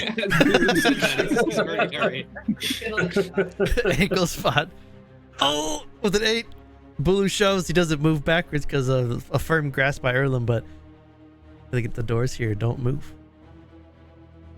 Maybe we have to find a fang. No. You should- I got this. Just give me a sec. Oh. And Bulu's gonna Arms of Astral Self and try it again. Okay. So now it's going to be using his wisdom modifier instead of his H strength Oh, modifier. he's gone. I'm rolling insight, but it's actually athletics. So you push open the door here, Oh, hello. and inside you see this chamber is filled with the stench of death. Corpses litter the grounds, and the entire room is covered in blood and gore and rags and mold. It smells like more death than what we've seen before. It's even death here than death. Other than death. Double death. Chained on the far side of the room is a famished and exhausted vampire. But he is chained at his manacles around his wrists and around his ankles. And he slowly lifts his head up as the door opens. Ugh. No more. No. No more.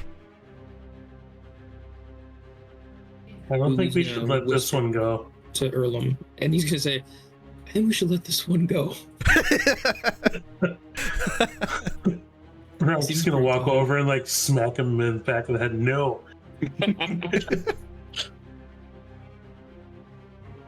I mean, we already let the other one go. Like, I don't understand. He seems to be much nicer. Not everything's deserving of freedom. What do you mean no more? You can't have no more. I won't change them. No. What do you mean? He tries to pick his up a bit. You're not Satzel. Who are you? Definitely not. We're trying to figure a way to get rid of this Axel. You're not here to torment me. We're looking for a way out. Man, Torment, no. Help, perhaps. Inquire on knowledge, yes. Free, potentially, like my mother always said. Enemy of your enemy is your best friend. Oh, freedom. Where are they? Did they follow you here? Who? The Eye of Salox. Oh. You mean the thing that we killed? No.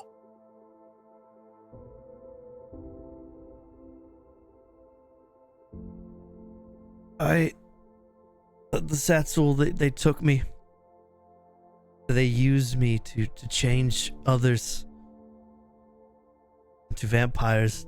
They wanted to harness thaumaturgy magic to fuse my blood with theirs, to reproduce. It failed over and over and over. Since then, they've left me here to starve. Called vampirism instead of lycanthropy.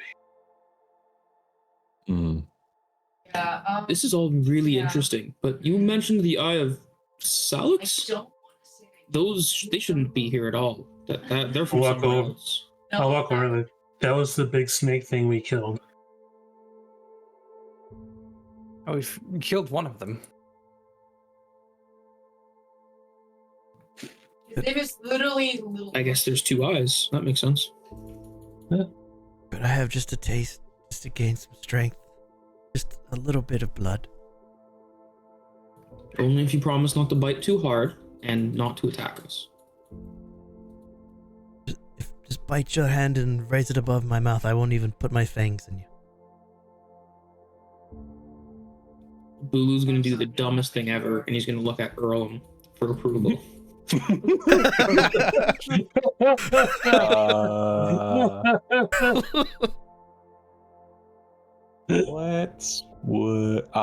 Erlem will get in, like, go through his pouch, his med kit, and will bring out a sanitary razor blade, a little thin one, so you wouldn't be doing too much damage, and we'll kind of like instruct you of how to make a cut without much scarring or impact Like to A cut that'll grappling. bleed, but cut that'll bleed, but heal quickly. Can you just do it for me? I don't really. Okay. The surprise, I if it's doing myself, it's gonna hurt more. 'Cause I'm Yeah. expecting it. Mhm. He's gonna like close his eyes and look away.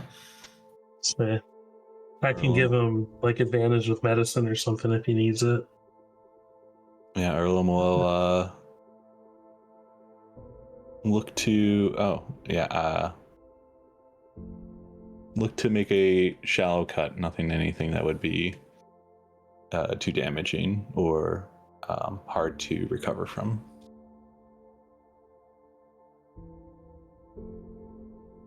Okay. You give it a slice on Bulu. Yeah. All right. I have my. You only get 2 seconds. After that, I'm no more. So do you want to like hold it over his head so it drips on him, or do you want to like put your hand in his No, mouth? he's allowed to get down and dirty. Just 2 seconds though. So he slowly his hands can't reach it because they're chained against the wall. So he leans forward. He opens his mouth and just he takes this huge suck, this huge drink, and as it is, Bulu, you're immediately going to recoil backwards from this vampire. So he is Completely You're not normal. Honestly. he's a full-blooded vampire, not like the spawns out front. So he just takes a deep drink, and as you go to pull back, he's locked into you. So he holds on to you while you're there. You're grappled now by this. Boo's gonna do like the like when a dog's being bad, he's gonna like bop him on the face. You should never do that to a dog, by the way. But that's what he's gonna do. Try and get him off. As you bop him, he lets go. His face is covered in blood as it starts to trickle down his cheeks. I said 2 seconds. I counted to 3. Not okay. And Boo's It's gonna take a not step back. sanitary at all. This is not what I was expecting. I Those weren't my apologize. instructions. It's been so long since I've been able to feed. I lost myself for a minute. Your blood tastes sweet. If you were a mosquito, how sweet do you think it would taste? Because my friend over here, he will point to Saipha and say, She's just gonna give you a fucking death glare. Have you ever walked through a desert just wishing for a drink? Just a drop of water? And then when you finally find some remorse, an oasis, and you plunge your face into its crystal clear liquid, that is what it feels like. I've never been to the desert, so that doesn't help, unfortunately.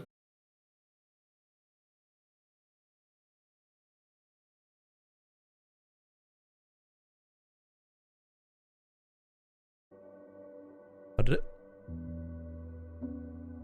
it was just me. So long before I. I'm from a noble house here. I'm not a savage like the others that run about in the wild woods. We are not descendants of Sebastian Vanneris. We are something more. Please understand that I mean you no harm if you release me.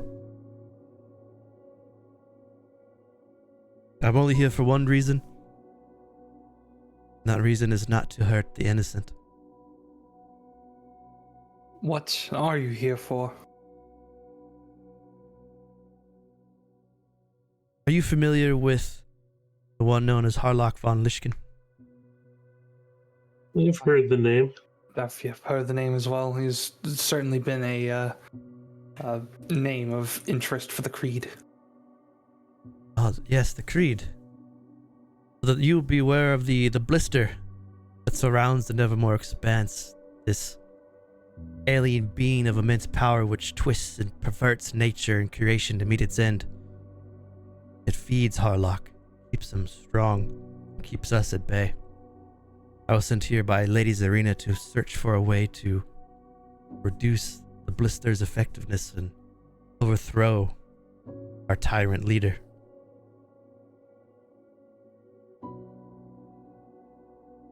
We've heard of something called the Heart of the Oyudani, and it is that what I search.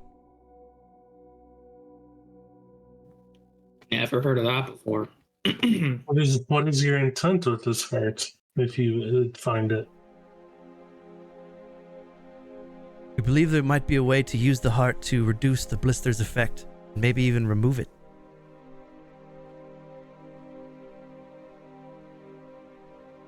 This way we could let those that wish to give us aid, like maybe the Creed, or others to to enter the Nevermore Expanse and not have the world itself fight back.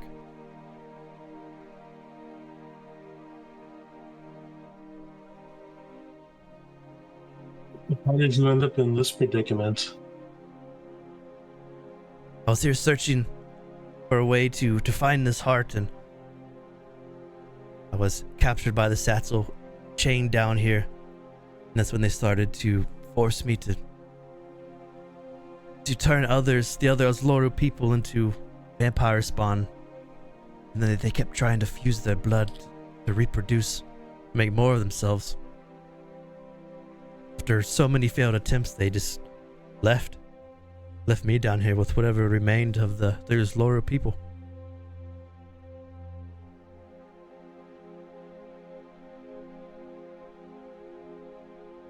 How long ago was that? It's been months. No, I normally don't look like this, and he looks almost ashamed at how his face has started to rot from starving.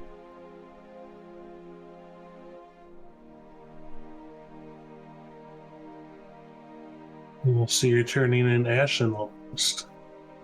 Yes, I was at its doorstep until you saved me. I owe you much. You've pulled me back from becoming a husk.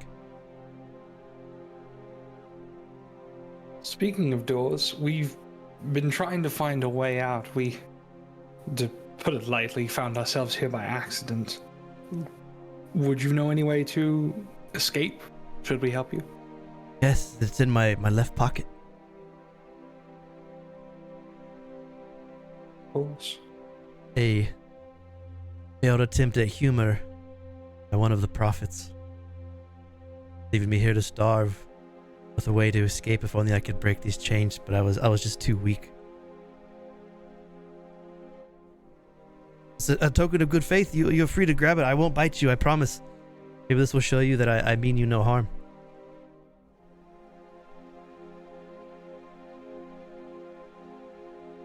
You'll go up and try to underhanded grab the key out of his pocket in a way that would hopefully make it to where he has no real way to lunge at her.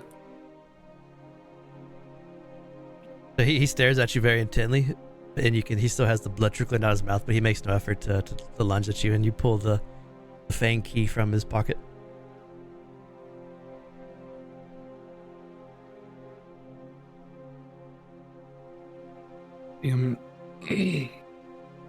I'm conflicted. I mean, we have a way out, but I don't think anyone should be left like this. and I suppose we've already done enough damage by letting Zoli out.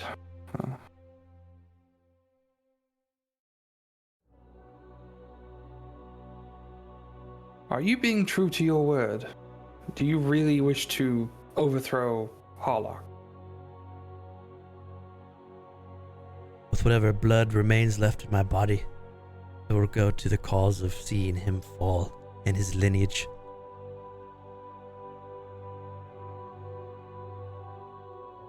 Well,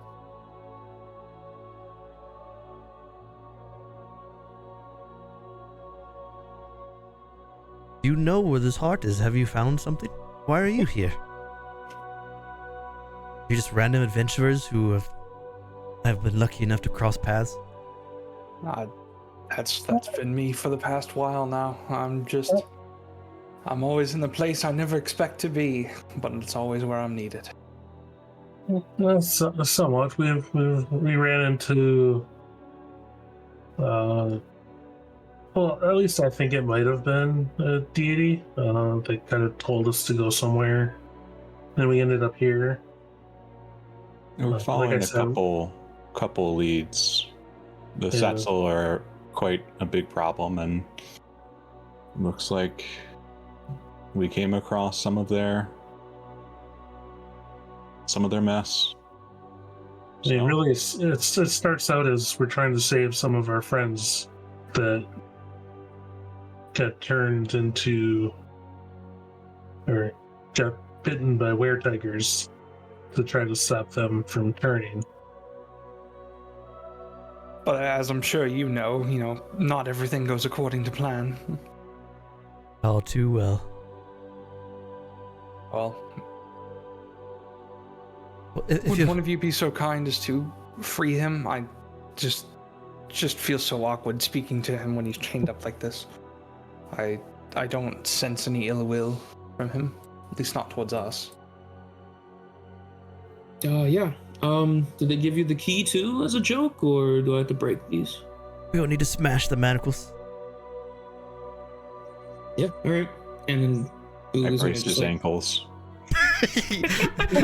you grab Bacator's ankles. Yeah. You grab his ankles. He looks down. Okay. This is for your own good.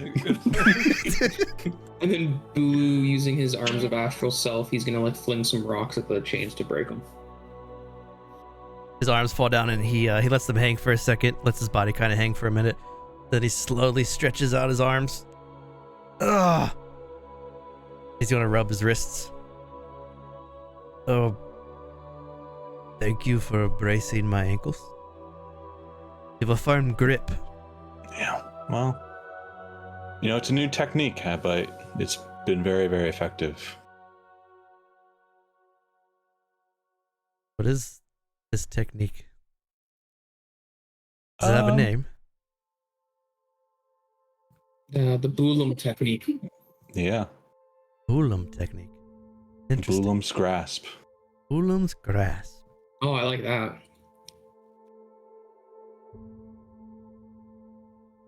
Saipha's just face palming. If you do it correctly, I hear that there's like a sweet spot where you just teleport to another room.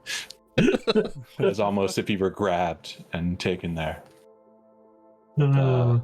I've not perfected it. I Where think did you hear you. those rumors from? I've never heard of that. You spend enough time in the dream, they just come to you. And then I'll look at Saipha and be like, let's make our way to the door. Yes. If you don't mind, I'd like to accompany you until the sun peeks out above the canopy. I'm still forced to maneuver in the dark.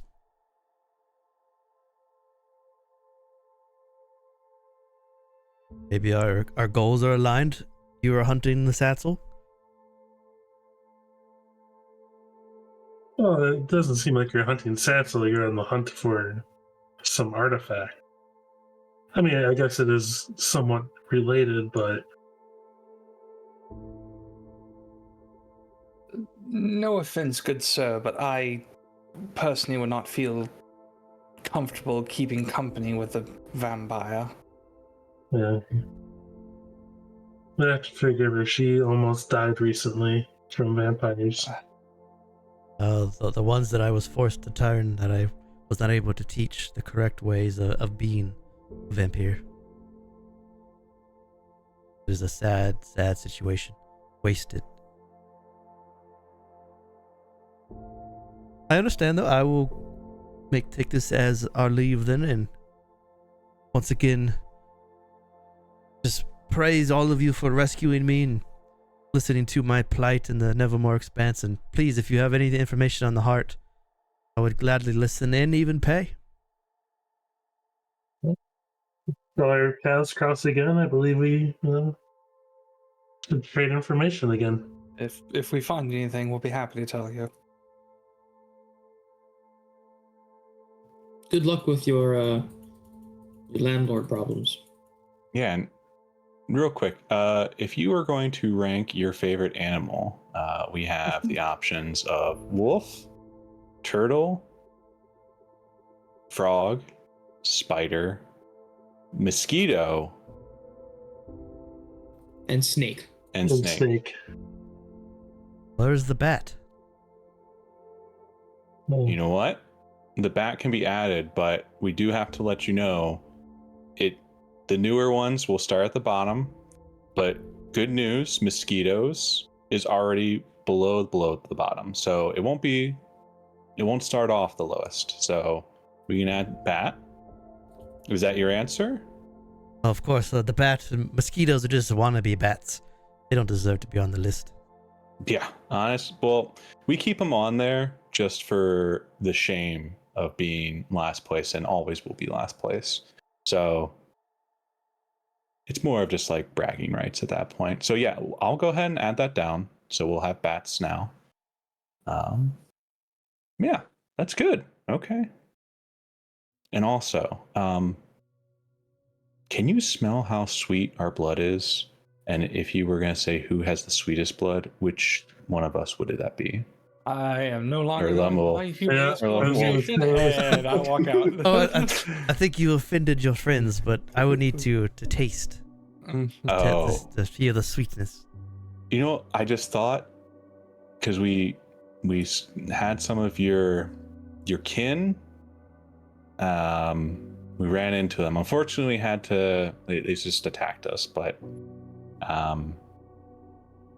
they went after one of us a lot, and I was just interested to know, if there was a way that you were able to smell and that you were attracted, but maybe they were able to taste and then got addicted.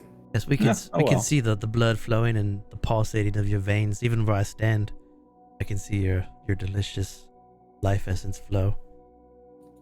Well, out of the two of us, which one's like Oh, she's the nicest looking? Keeping the bias of having already tried my blood, of course. Mm-hmm. I'm going to I'm go. cold-blooded too, so it's a little bit different. I'm going to go with our Ular friend here, as Mm. it felt a little weird having my ankles grabbed for your Ulum grasp. I think I pronounced that correctly.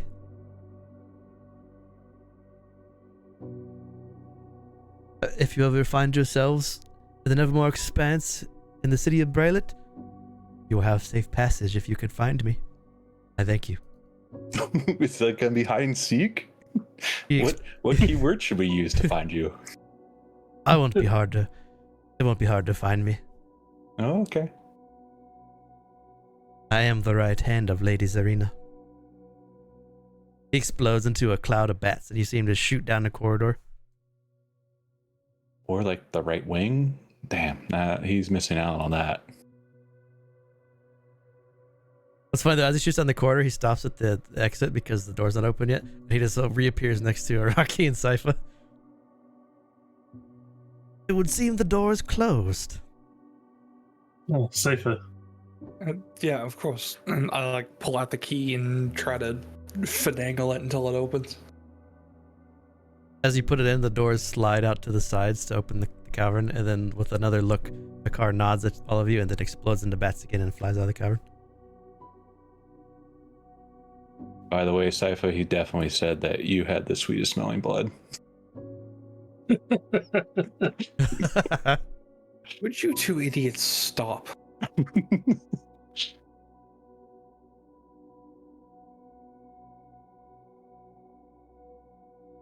Alright, so you guys. The magic one tile equals 5 feet. 5 feet, yeah. It just says that painted in the dirt somewhere in the Oyutani jungle. So you all emerge, going through the cavern. You step out and you end up here at the vampiric prison. Is where you emerge from your cavernous hole. Where did your icon go?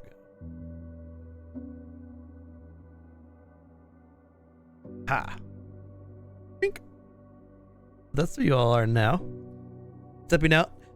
It is sunset, so it is going too dark.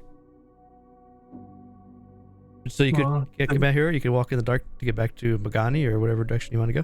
Whatever you all want to do. Did we want to go back to Magani to see if Wakava/Kava is there? I can see the arm in it. Yeah. Yeah, I'm it's- still rested. It's better to go around that way than to go across the lake. I don't have a boat.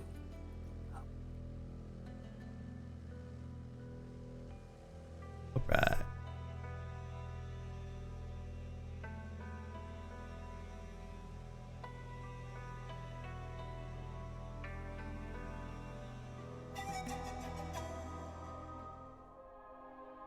So, where's my thing here?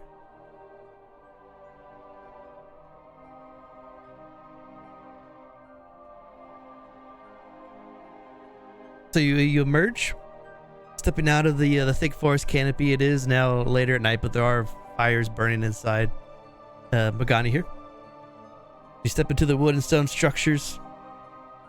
There are some tribal guards that are sitting out front, but as you step out of the forest, they recognize you and they don't even give you a moment's thought. They just let you walk past as you walk into Magani. Stepping into Magani, others walk around you. Like there's children. This is like an actual tribal village of people just going about their day. And you do see some of the other members that you saw from before. Like you see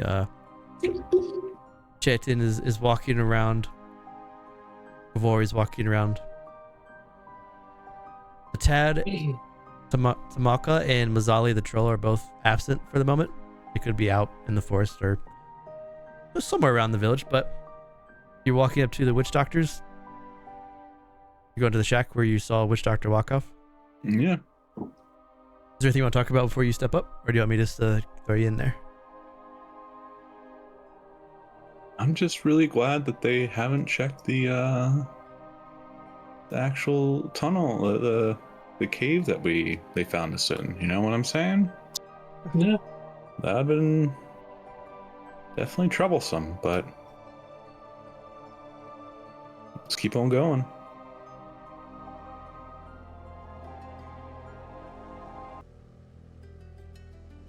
Right, so as you walk up, as you're walking up to the overgrown hut filled with vines, the botanical humanoid, the Latin witch doctor Wakov, is going to push open the door. He pushes open the door with some of the vines that are inlaid into the ground there. And as the door opens, you can see him still leaning back in his very comfortable chair made of petals and foliage. You've returned. Come in, please. Tell me all about your adventures. Of course, good news and bad news, to say the least. Good news is we've found the heart of Oidani. The bad news is, and I pull out the heart to show him the blight and the sickness that's on it. I fear it's not in the best of shape. Well, this is quite unfortunate.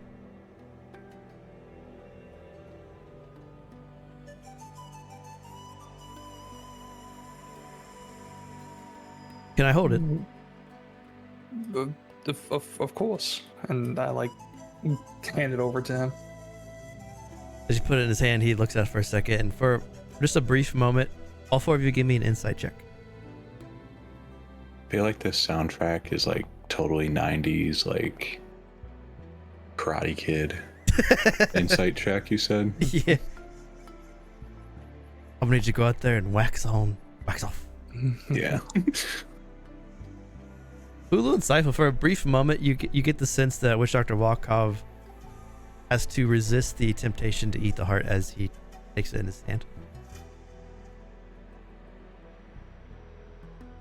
And as he's looking at it, it seems to fade away, but it never seems to fully leave his thought, as his eyes just keeps kind of fixated on the heart here. Sir, you're staring at it very intently. Apologies, I was just examining the corruption. It is still edible.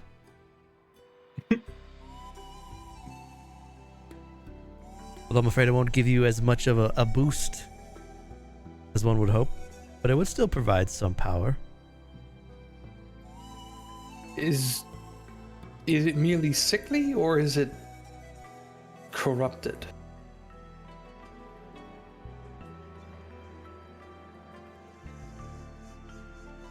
I think I might know a way that we can turn this sick heart back to its vigor, back to its full potential. What do you propose? Well, first I must ask, what are the four of your thoughts with the heart? Is it even worth curing?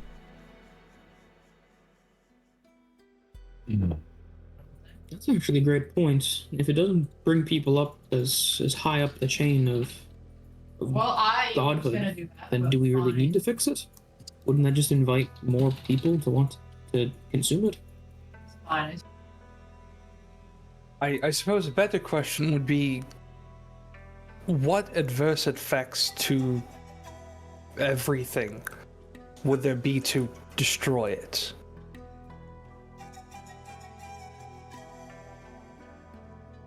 I'm not Can sure of a you way even- to destroy it. We could try. He starts to rub his long beard made of petals and vines. That seems like such a... He starts to hold it up and like examines it really close to his face.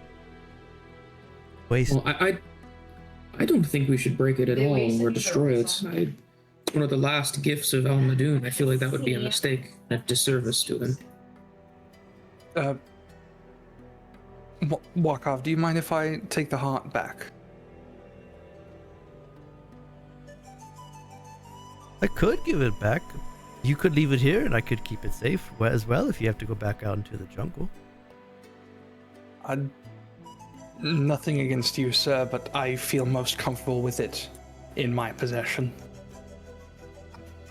Do you think you can protect it better than a whole tribe, though? Like, if we go out and a Satzel knocks us unconscious and they just eat the heart, like, especially after what we just dealt with, like, can we protect it better than Wakov and his merry band of... There's so much People. shit to dodge.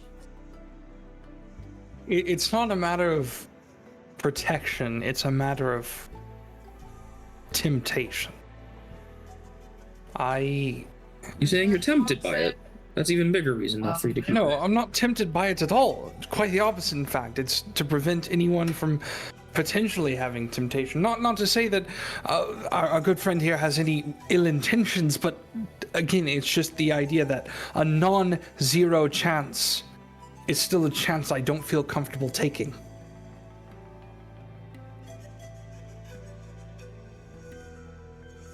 At least with me, I know that I will not be tempted by such things. So what do the four of you plan to do with this artifact? As he kind of takes it and he pushes it a little bit closer into his clutches. That's to be determined yet. Either find a way to cure it and store it somewhere where I know it can no longer be pursued, or destroy it, assuming it doesn't destroy the jungle in the process.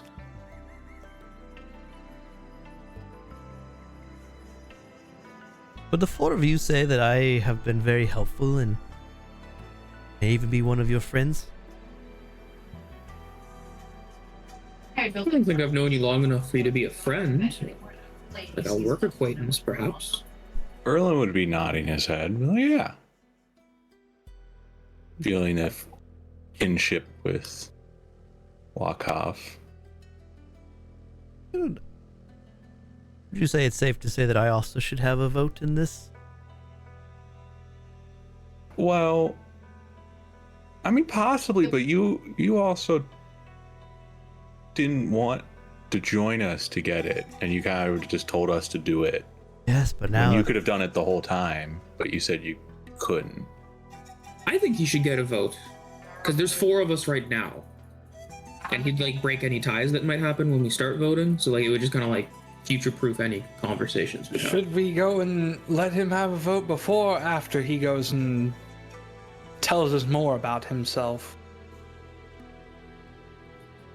I'm indifferent.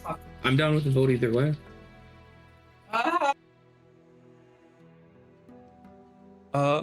Wakov, answer me this. of course. Would you find it acceptable if we added bats to the list of animals that are the best? Or would you have not added bats? If you add something, you have to remove something, correct? Is that how you view the world? in order for something to be added, there must be something removed. That is the philosophy behind alchemy. Yes, I think you have to add something in its place or it gets too diluted.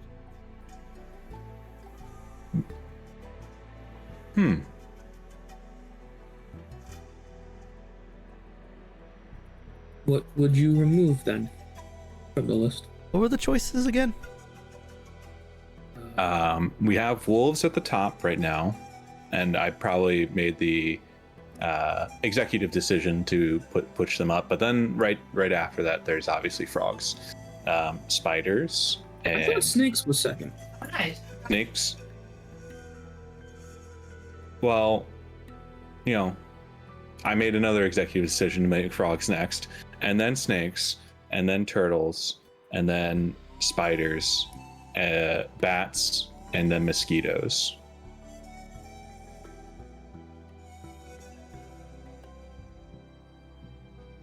Do we need snakes, seeing how they seem to be the cause of much of this disdain in the world? So are you suggesting we should get rid of Bedoma?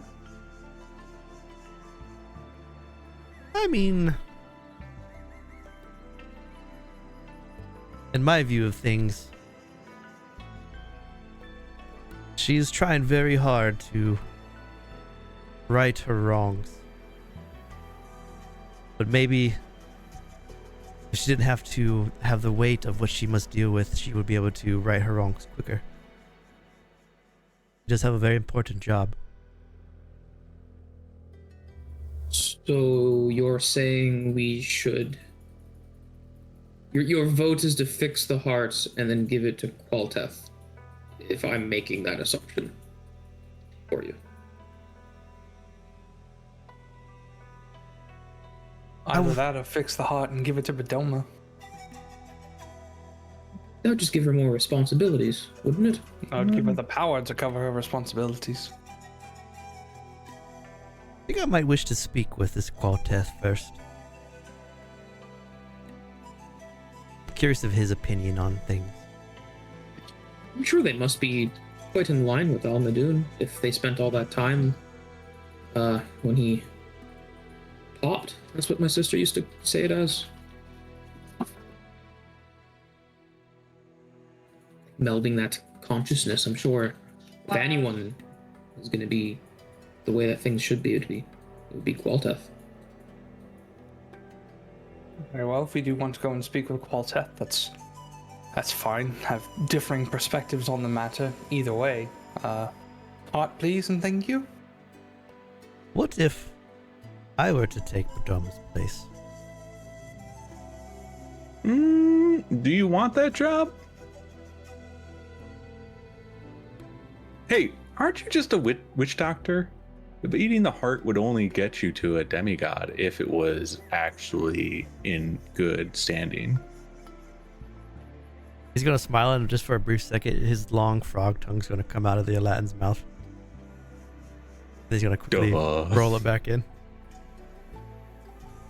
Bulu does not know enough about Aladdin to see that as weird. Erlem, I don't believe that's applicable in this circumstance. I mean, it's painfully obvious. Should you tell them or me? Question, do we even need an afterlife? Would it be just much more fun to have immortality for everyone? No Wouldn't death? you need to remove something? You need to add something if you remove death, and I don't think immortality counts, would it? I think you would add immortality and remove reproduction. Probably the deepest insight Erlem has ever made this whole campaign. Interesting concept, Erlem. I think I'm in agreement with you. Oh, fuck. Oh, if that happens, then there's never any change. Maybe we could see just what the world looks like in 100 years of immortality.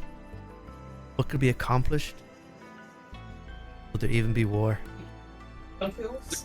Would you even need more change? Because that would be such a drastic change. I feel like that would have like minor changes going on for quite some time, just as like a reaction. Yes, think how exciting it would be. The stories like we it could would- tell. Get stale. The people who like are in power or I mean, we all know Make what the happened to the decisions. fallen elf, and he basically had immortality with how old those things live. Well, The speaking of, they seem to want this hurt too.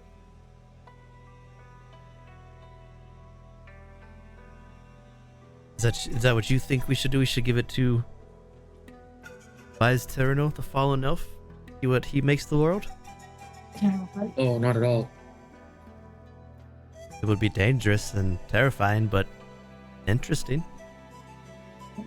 Of course, but see, the thing is you're speaking so much again about the idea of change, of seeing things change, but change for the sake of change has such detrimental effects that we can't see it. Sure, it may be interesting, but from your perspective, it's merely an amusement. It's something that you can observe from relative safety.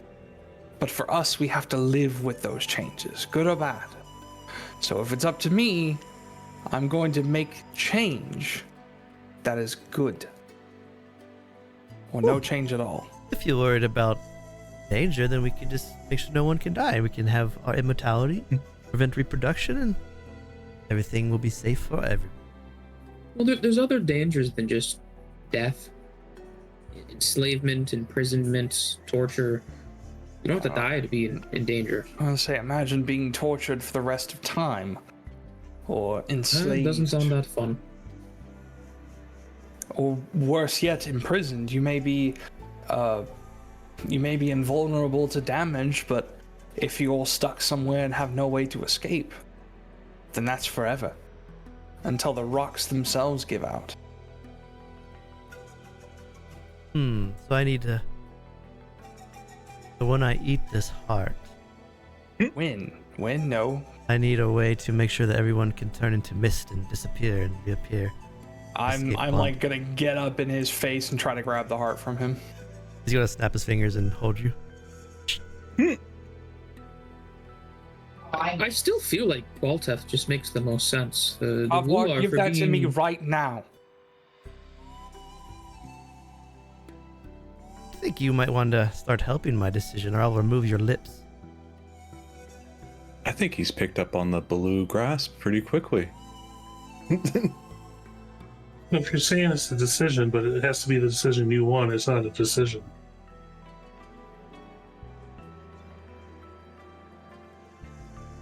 He's like trying to struggle to get out. Wakau's going to slowly like turn his hand to make Saipha rise up from the ground and turn upside down while frozen. Oh, I will turn her into a clock. You have until the time strikes noon to tell me a better idea. And then Saipha's going to slowly start to turn like a clock timer. He's going to sit there patiently. See if he says eat it.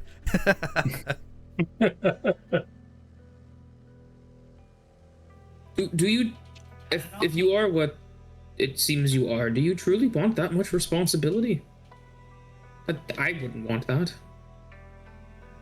It's a fair critique. You guys know Cobble, right? He's the thrill seeker, the impulsive, whimsy fae. Like, would eating of a repaired heart, wouldn't that just make you the strongest out of all of everything? Aside from the consciousness of Almadoon himself? Would that not mean you have the most responsibility and the most... You'd be forced to keep everyone else into consideration with your actions? It's true, and this also means if we give it to another primal, they will be more powerful than I. Starts to stroke his beard again. What if we don't give it to a Primal?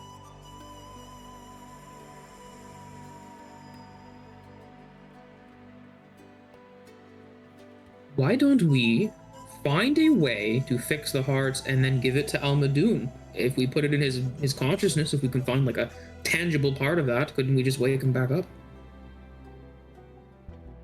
It's enough to make a mortal into a demigod. Why couldn't it wake up the father himself? I think we may need something stronger for father. But I would like to see him again. Being in his dreams is nice, but not what it used to be. Maybe we could give it to Amara and give it to Mother. Wonder what she would birth from her tree, from her branches, what fruit would fall. She was empowered. What creations might grow.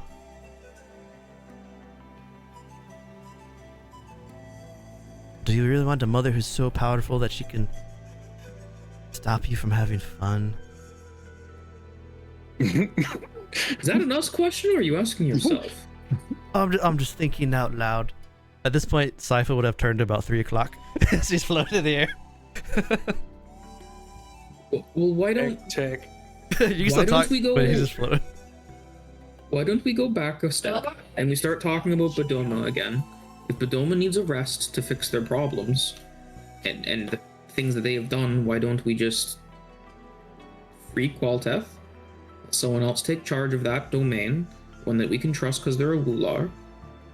We all know that their connection with the father is quite strong, and then you can spend time helping Bedoma find their new place. That is both change and wouldn't be that detrimental, in theory, for the mortals at least. What do the rest of my new adventuring party friends think? Give the heart to Qualteth? How's real with a war, if that's what he wishes against Bedoma? What about like a peaceful transition? Like, do we need to give Qualteth the heart? Let him free? Say, hey, yo, Bedoma. It's good to forgive yourself. Start down the path of recovery. Let Qualteth take over, you know. See how that goes. I suppose. Doesn't really answer what we're doing with the heart. Well, I mean, I think the heart, can wait on its decision on what it's going to actually be used for. Why are we in such a rush all of a sudden?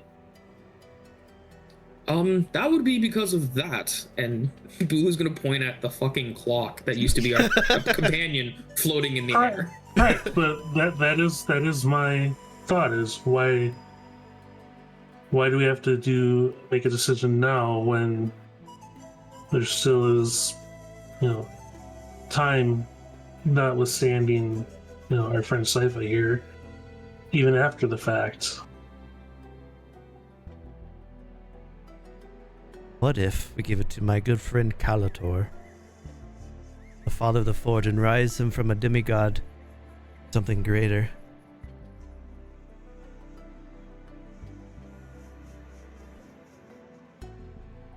What would he want to do? I don't know.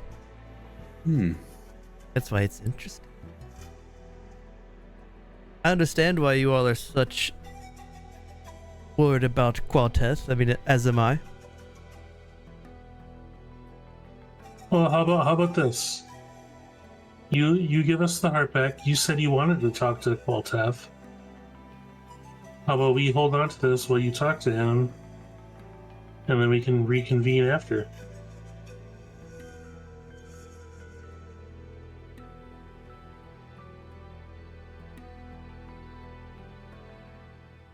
If I give it to you, are you going to eat it? Have we eaten it yet? Well, I think you're worried about this, and he's going to hold it up, and where it was scarred, he's going to wave his hand and make it healed. He's going to heal the heart, and then give a chuckle as he holds the now healed heart in his hand. I just wanted to make sure that you would bring it back. I mean, in either case, we didn't eat it when it was scarred. Why would we eat it now yet?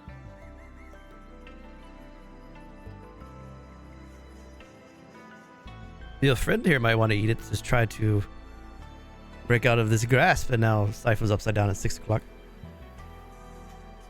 I don't think the clock would be able to eat it. It doesn't even have a mouth. You know my opinions on it, why I wouldn't eat it. I want to free people who are trapped, not myself. I'm already free. Oh, so he didn't take your mouth. He just said he would if you refuted him again. Oh, I legit thought he like polymorphed Saipha into a clock. Same. Oh no, he so she's rigid like as Saipha, and she's just slowly spinning in air like a clock.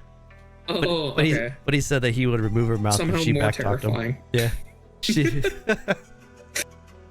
Waka said he would remove her mouth if she's gonna like keep attacking him. Like trying to the get feisty with the god. All the blood she got back is now rushing to her head.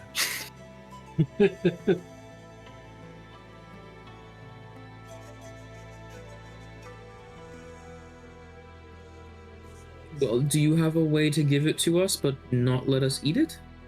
That way you don't worry about the temptation and yeah. we physically can't.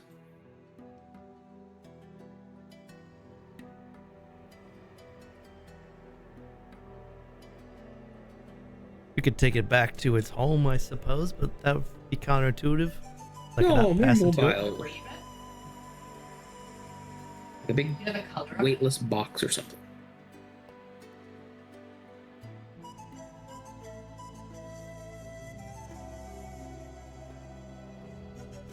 So if I'm hearing this correctly, the vote from the four of you is that we should speak with Qualteth and see what he would do if he were to be given the heart. Will this be before or after he's freed from his shackles? Well, can you speak with him now still? Or can you not get to him? I'm afraid I cannot enter his temple. Can't get the heart. Can't talk to Kalteth. There is limits to what we can do in the mortal plane. Yeah. That's why you need us. I got it. What need is, yes, I needed you until you brought me my package, and I am grateful. But do I need you anymore? I do enjoy listening to your stories. I mean, you need us to at least figure out what is the best animal. I need you to we'll- put me down. We'll continue inquiring everyone that we come across to make sure that we properly document. There's no reason why you would want to have that busy work. Let's handle that. Dead. Which one of you guys has the wand from Zali? Yo, we gonna ring her up? The clock. Okay. Put me down. A message of sending is going to come in from Zali to the clock. I can grab it now, but we must escape quickly if this is what you wish.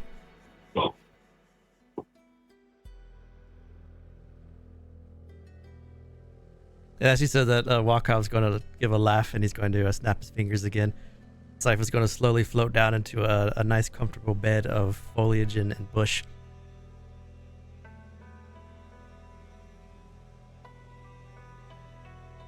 I'm going to immediately stand up the second I can.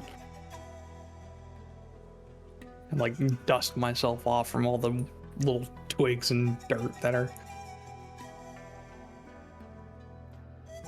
I greatly admire how each of you think of ways to improve Erenel as a whole, wanting to maybe help Bodoma or free Qualteth and let him take Bodoma's place so she may rest. Friendship is important. Living a life worthy of laughter and song and joy is important. This is what I wish to give to this world. I just don't think that having to die and stand in line and maybe go to the above, or be judged by another god and be sent to the below is worthy of the creation that our Father has made of all of us. Don't you find that enticing? The chaos of it all? Leaving your fate up to another being? Change that you can't control? I think there must be a better way. I agree with what you're saying. It is a roll of the dice. Somewhat. You live a life worthy of Doma's judgment, I suppose. You can always try to, in one way, saying it, navigate or control the stream of life, but at the end of the day, what is good and what is evil is to the eye of the beholder.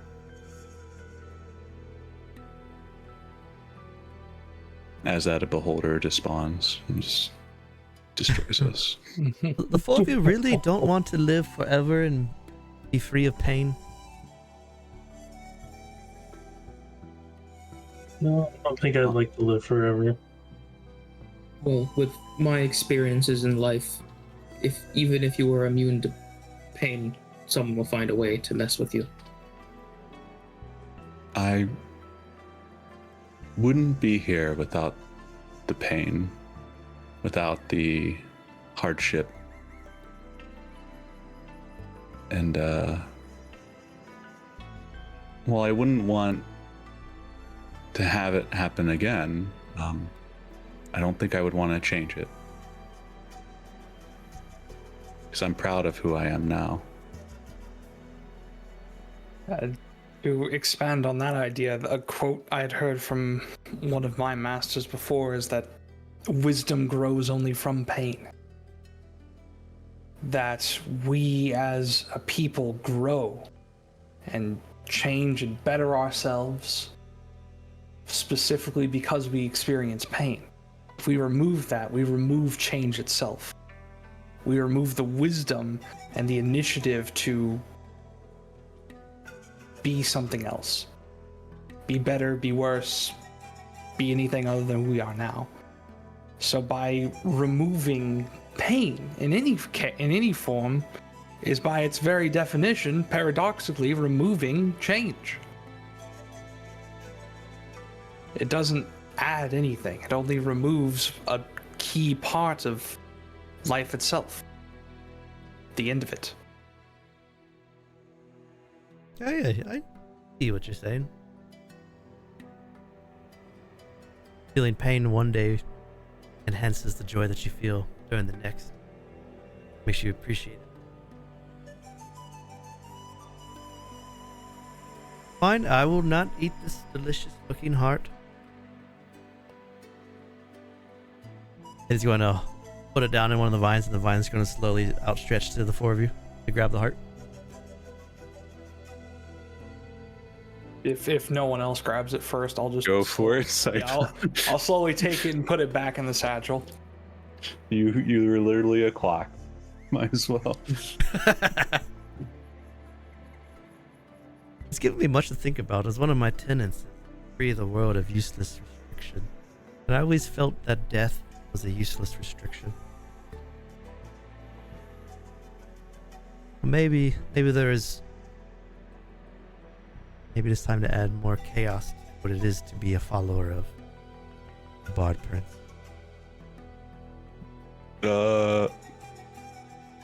Really? You think so? What would you suggest? You are a tad. You are a birth from my being. Yeah, I just when my time there in the wild, like I always felt like the butt of the joke. Like I didn't understand what was going on. More chaos. I just feel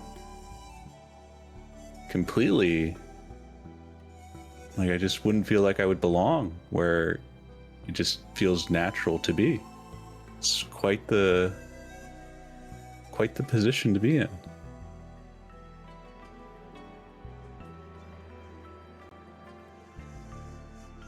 You just have to live in chaos long enough, and eventually nothing feels like home. Then everything feels like home. Damn, I just got told to get good. I will say though that my good friend Natsuko agrees with your sentiment. She also wishes to be Qualteth freed. If this is what you wish, I can make your means of arriving easier. If you change your mind, I think our fate now in your hands of what you wish to do with this art. I think whatever a mortal would choose would be enough thrill for me, since I am no longer in pursuit of giving everyone what I thought they would wish was immortality. Confusing day.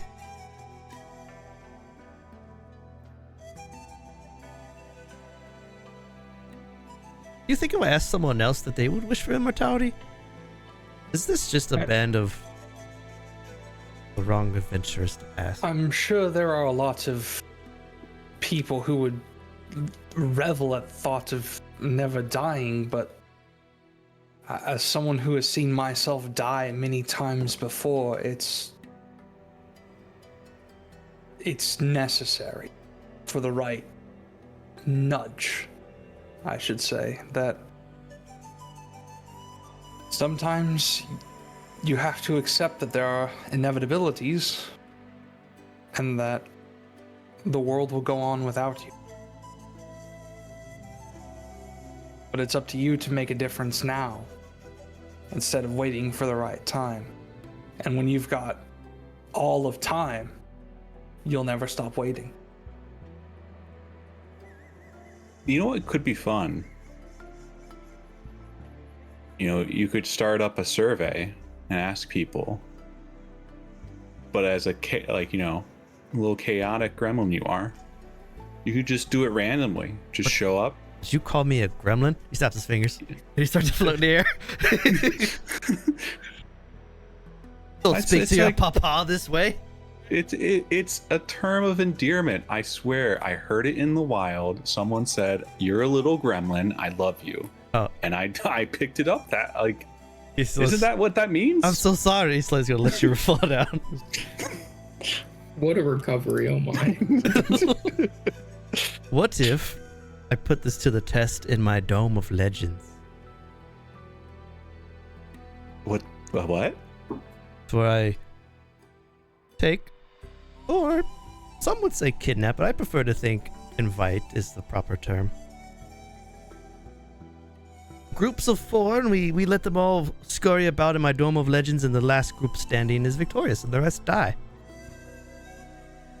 And what are you gonna put in there? What are you taking?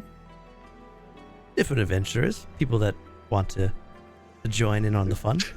But you said you were gonna take something and then put it into the dome. Take us. Take us. Oh. If you want to, you could. If not, I could find others. They enter the dome in different areas, and it's their job to make it to the center. As the dome slowly gets smaller and smaller, eventually only one team is left. And then they truly feel the rush of death. And maybe they'll want immortality then. I'm not too keen on the idea of a battle royale right now.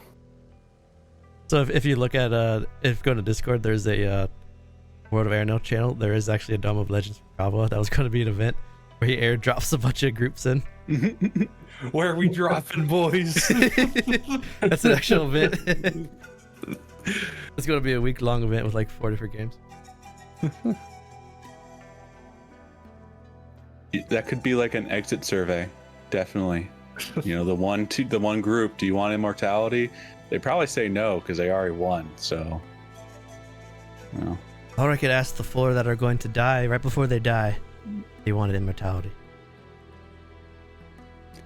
I mean, that's not that much fun. You know what they're gonna answer. Where's the fun in that? They might want to see Bodoma early. I see that point. Mortals, when they call out to whatever deity they choose right before they die, sort of thing. Yeah, they have a coming to Almadoon. People who might not believe, once they're facing the Maker, they'll believe. It is quite disheartening to hear your name being called, save someone, and then seeing them stand on the back of Bodoma, slowly making their way through the ethereal plane, waiting for their number to be called. But I understand the sentiment. It is hard for me to relate, seeing as I am, as you say, primal. For your consideration, though, I will leave boats on the River of Mist that will deliver you to Qualtess Temple whenever you wish to free the demigod. If that is your wish. Well, chaos in the world. I have never argued not freeing him. I'm all for freeing anyone if I believe that they will be helpful. My argument has just been, this is a powerful artifact, and it's not something that should be used lightly. Yes, I'm sure you'll be hunted if you are discovered with it. And I'm sure if Qualteth realizes you have it, he may not be as friendly as I.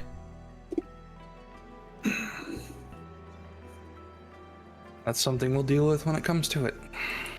Yeah. He'd probably just put it in his dome right away.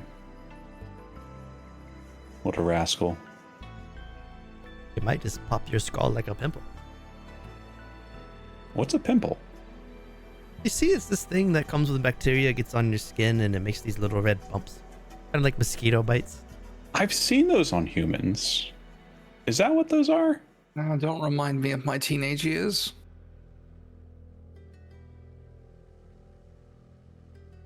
I must say I am responsible for that. Apologies.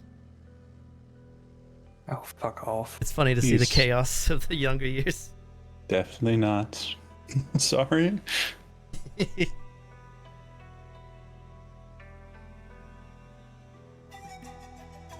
I think having some boats will be helpful.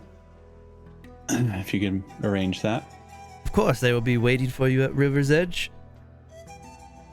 They will be in pristine condition. You will just need to... Does anyone know how to row? Guide a boat. I know how to swim. Picture that, but the boat does the swimming Oh. above water. It floats. You have seen a boat, correct? Some I- shipwrecked ones. I do know Tads are pretty new to the world and everything is an experience for them.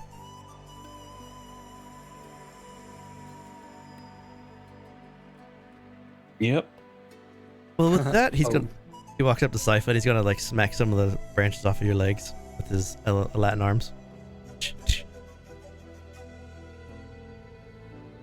Does anyone else want to ride as a clock before we leave? No, I think I'm good. Yeah. Should be alright. Well then, have a safe journey. I look forward to seeing what you do with the heart.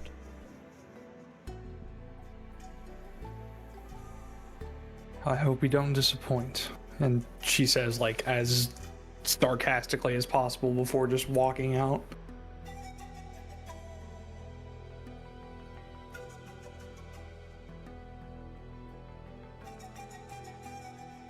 She did All make right. a good clock.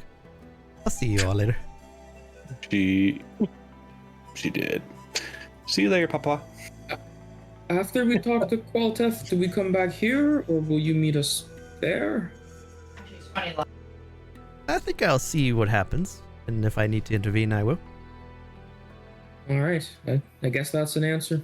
I'm good with that. Oh, Good luck here. my beautiful gremlins, you have a wonderful evening. And he's going to slowly close the door with the vines. Leaving all of you alone in the village. Hell yeah, let's go. Party name right there. Gremlins? Yeah. That was a good save.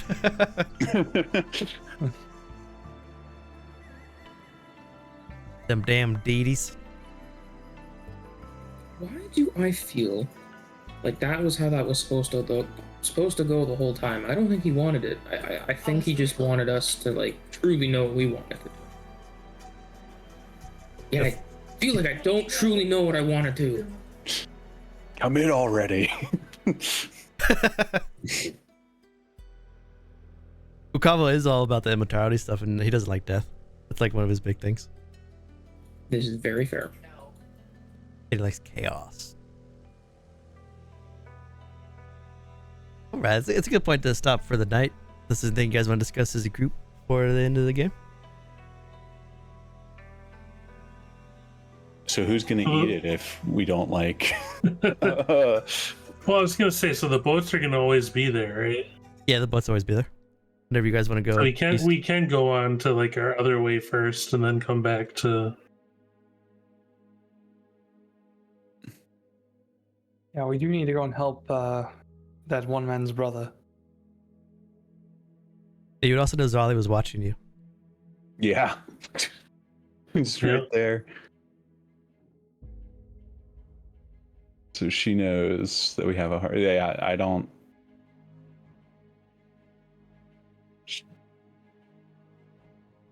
But Erlem doesn't know that. I guess at the end of the day, it was ascending.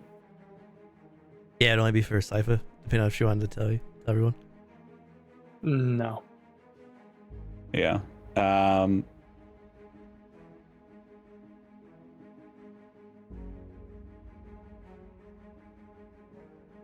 I think like as a player, like I would be fine with like completing the other stuff. Just to like knock it out. But like as a character, I think we have the heart, we have the deity to free, that would probably take priority. Over a human that might be dead. Yeah.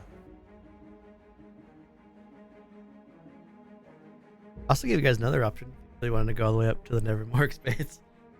Deal with hard luck. New campaign. New campaign. New campaign. There's a lot of options. Yeah, no, this is no longer a mini campaign. This is just the campaign now. We finish this campaign somehow, and then you go to Nevermore at like level 16 or something like that.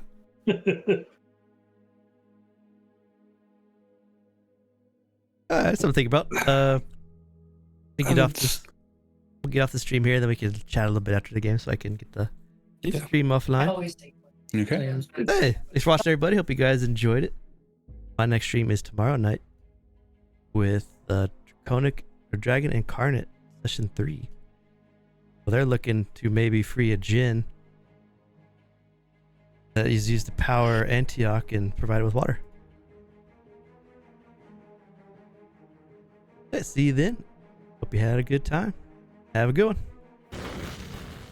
Well,